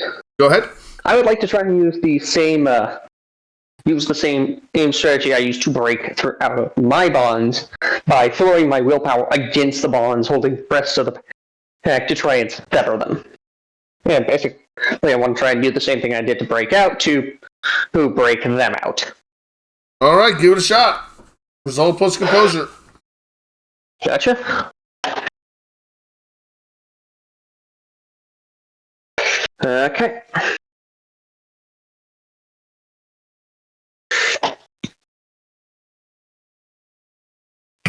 Four successes. 4 successes. You managed to break one of their bonds, and you break not all their bonds, but they all end up going through the gate. It was enough. With that done, he kind of slashed that away the bonds. He steps onto the gate himself and stands there for a moment between worlds.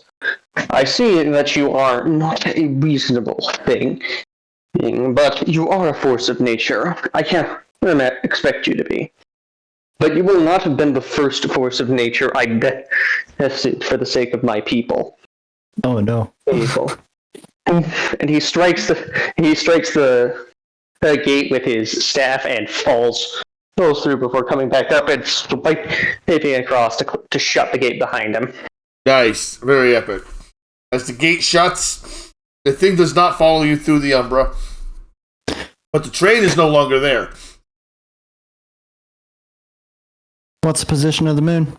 This is the moon. It's you were in there for maybe a total of you think 15, maybe 10 minutes. It's been an hour and a half.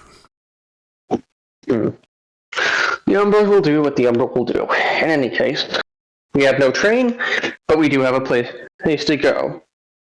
Oh. And we're all accounted for. Yes. So then, the doctor will step forward and blurring into the Hispos form, since we're going to be traveling. Keeps the rage, and he kind of turns, and he indicates to the others, like, well, come on, follow me. I do so. What are we rolling for? I just rolled to shift to Hispo out of Krenos. Because I I'm not ship. needed to anyway. I guess I Otherwise- roll for ship in the Homemade though. No, you don't need to roll for Hillman. Are you going just human? You gonna ride me? Am I your steed? Oh yeah, actually, I'll go the other direction. I'll go Lupus. Yeah, no need to roll for Lupus. No. Yeah. Dindy, you Long come out of walk. Krenos? Oh, you're in Hispo anyway. It doesn't matter. We've already been over this. I gotta remember that. I need a little tracker. No, she stayed Krenos. No, she was in Green. Oh, that's I'll right. stay She stayed Krenos. Krenos. That's right.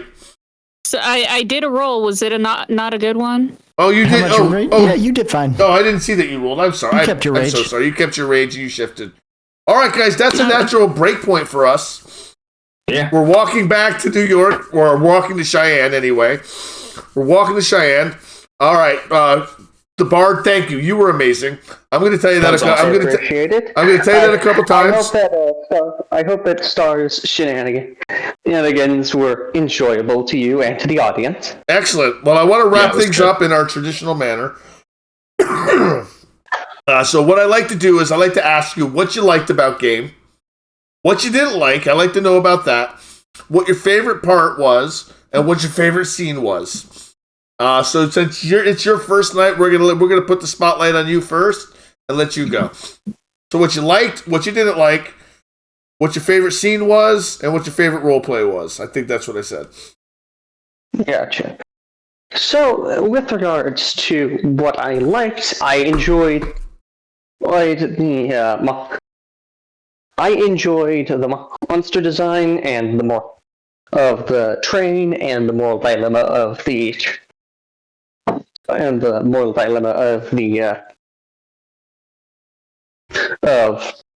chase the Bane versus protect the people. I think that was a good scene. Favorite scene, probably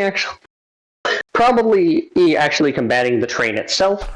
Heading over to the other side of the Umbra was fun, but I feel like the train fight was just stronger.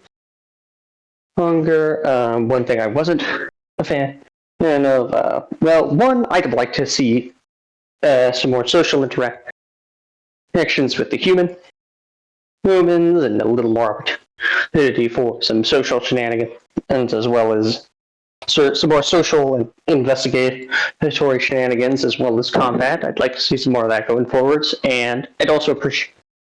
And I do feel like the hourglass kind of popped up out of nowhere, but that may just be what it does. Mm-hmm. There's a clue to when it shows up. They just haven't figured it out yet. Well, maybe they have figured it out yet. As to more social stuff and investigative stuff, that's usually how the game goes. It's usually a lot more social and a lot more investigative and cooking. So let me cook. Tonight was really combat heavy. Yeah, tonight was a little bit more combat heavy than we usually go with. That's just the story I had planned. I thought I was going to have all 6 of my players here. So I had to tone it down just a little bit. Otherwise, you guys would have gotten your socks rocked. Also, one note of my own favorite other player of the night. I'd definitely goes to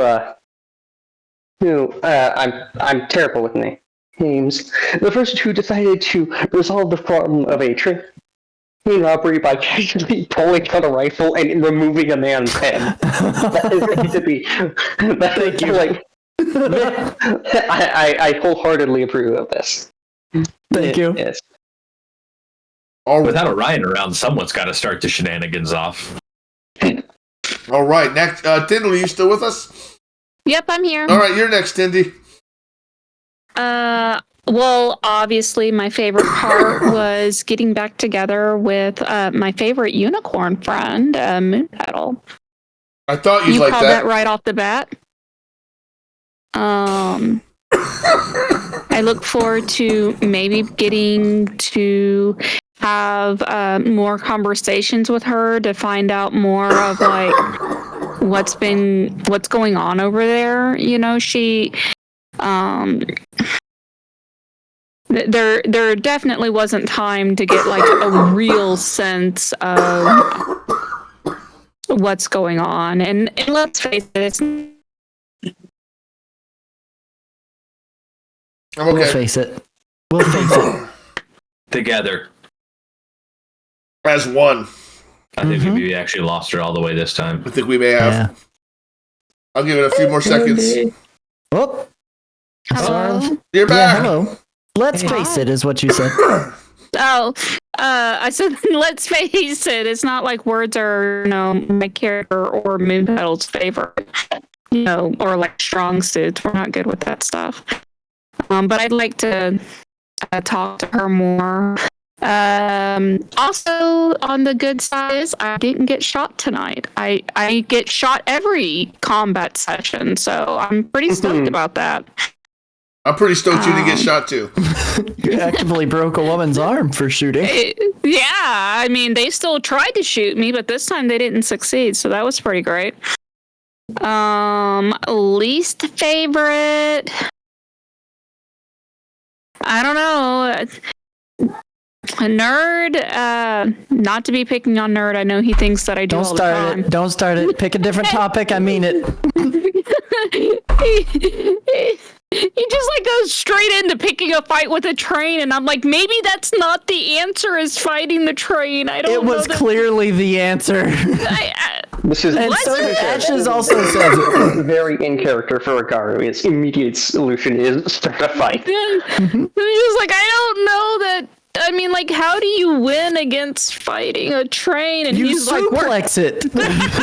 It's true. These are things that we learn from video games. and he's just like, fight train, and I'm like, I don't know. Maybe we're supposed to be leaving. I don't. Just know. leave all these people to die.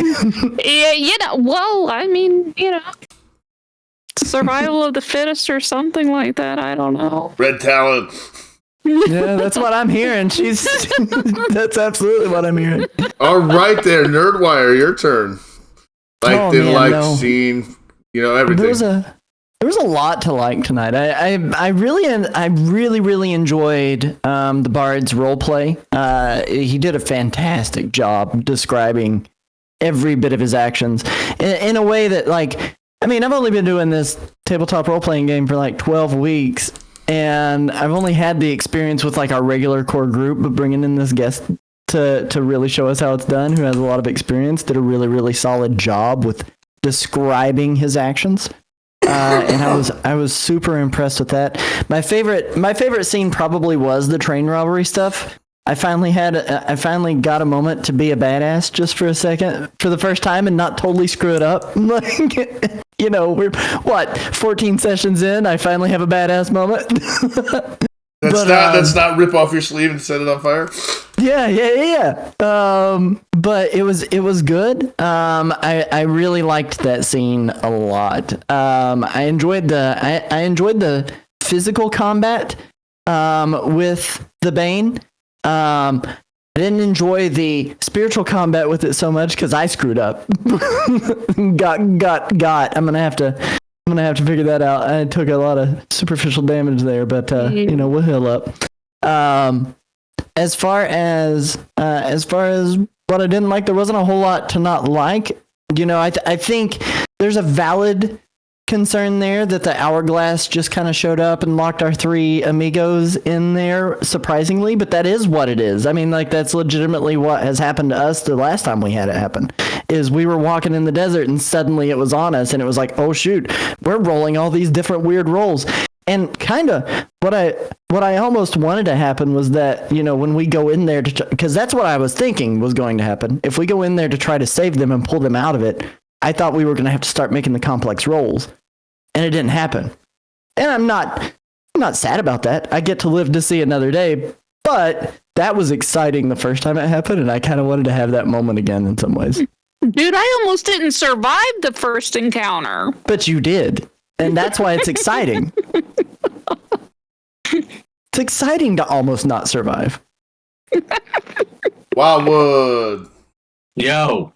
So, first off, I'm glad we finally get some serious train action on. As a person who's becoming an old man, I am learning to enjoy trains and becoming interested in trains. And this was a good train experience. I liked that I got to jam a bit of music. We got to get into some combats. We got to deal with some really cool train heist, train combat. A lot of stuff went on tonight. But specifically, the role playing of the attempts to banish the train were really dope, and I liked everything about that. Even like improving and getting the Bible and trying from there and all that. I thought that was very cool. And you're always looking for some things that we didn't like. Well, I got two of them for you. All right. One that would be nice is before you're about to roll some really evil stuff, if you didn't grin from ear to ear, that would be tight. And also number two, anytime we capture someone of high profile, if they didn't just turn into a fleet-footed vampire every time, it might be a little fucking cool too. I just want to But hold that's on to about them. it. I was just doing you guys a favor, so you didn't have to try and carry this guy across the United States.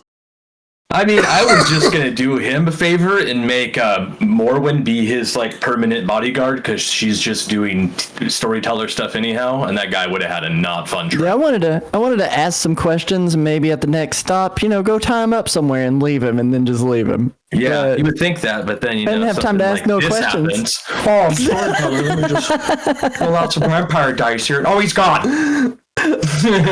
Plot armor. He's gone. Plot armor. And it's gone. Well, at first it was a mistake. I was trying to roll rage dice. Oh, I see. I see. Wait, rage dice. Yes. And then he was like, "Oh, she's So is he a guru? No, I was making another mistake. I meant to only roll green dice. But I started rolling normal dice, but then when I saw what I rolled, I was just like, whatever. Let's just go with it. Let's just do it. All right, my turn. What I liked, what I didn't like, stuff like that.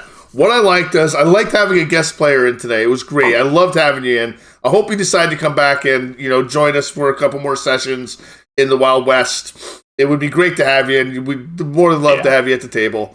It'd be phenomenal. Really enjoyed the role play you brought to the table. Your descriptions were on point. I can't say anything bad. Everything was everything. I wish I had all my players here. I always just wish I had all my players here. I know I can't do that. Everyone's got schedule conflicts. I completely understand, but I'd love to have everybody. That way, I could really let these some of these scenes really cook a little bit more.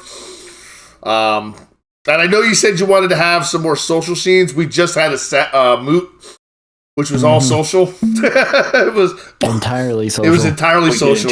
Fair enough. Yep. We just did a moot, our very last game. So if you stick with us and let us cook, we do a lot of parties, a lot of games like that where I play a lot of NPCs, wear a lot of NPC hats, do a lot of stuff like this. Today was I had written something that didn't really come to fruition because you saved Oren. We were gonna pocket character poor Oren, huh? We were. Something's gonna happen to Oren, but it didn't. Maybe it'll happen next time. And you He guys still remains with us.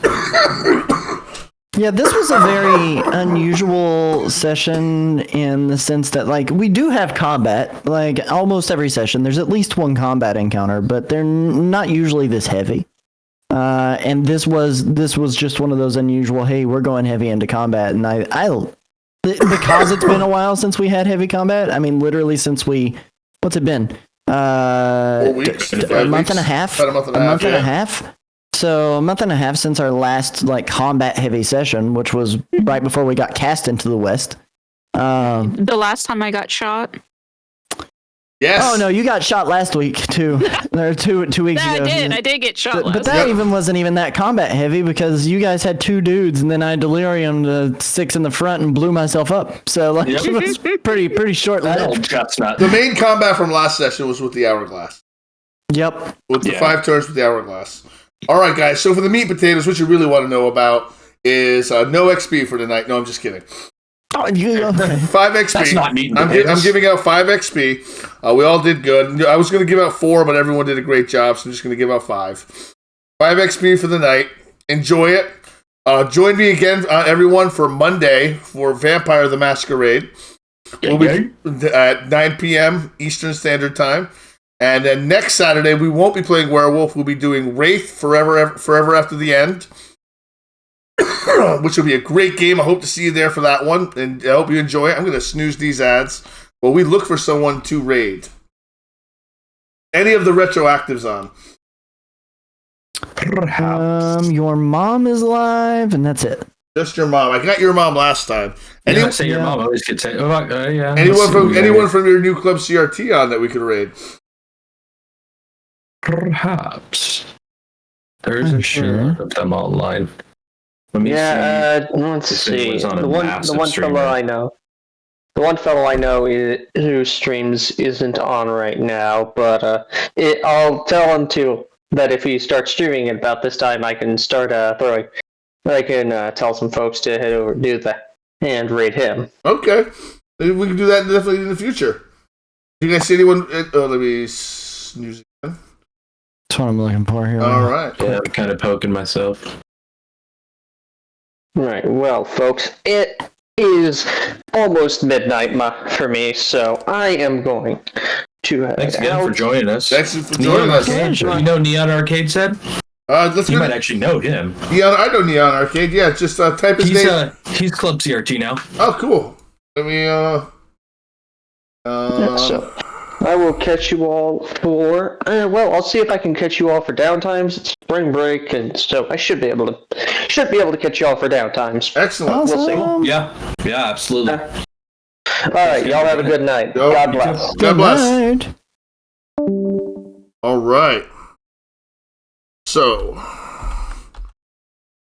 thank you everyone for stopping in. We're gonna go raid Neon Arcade. I appreciate everyone. I hope to see you again for our next couple games. Everything's gonna be great. Let's get everyone in there. Let's get this whole raid going. Everyone's in. Get Let's it. get it going.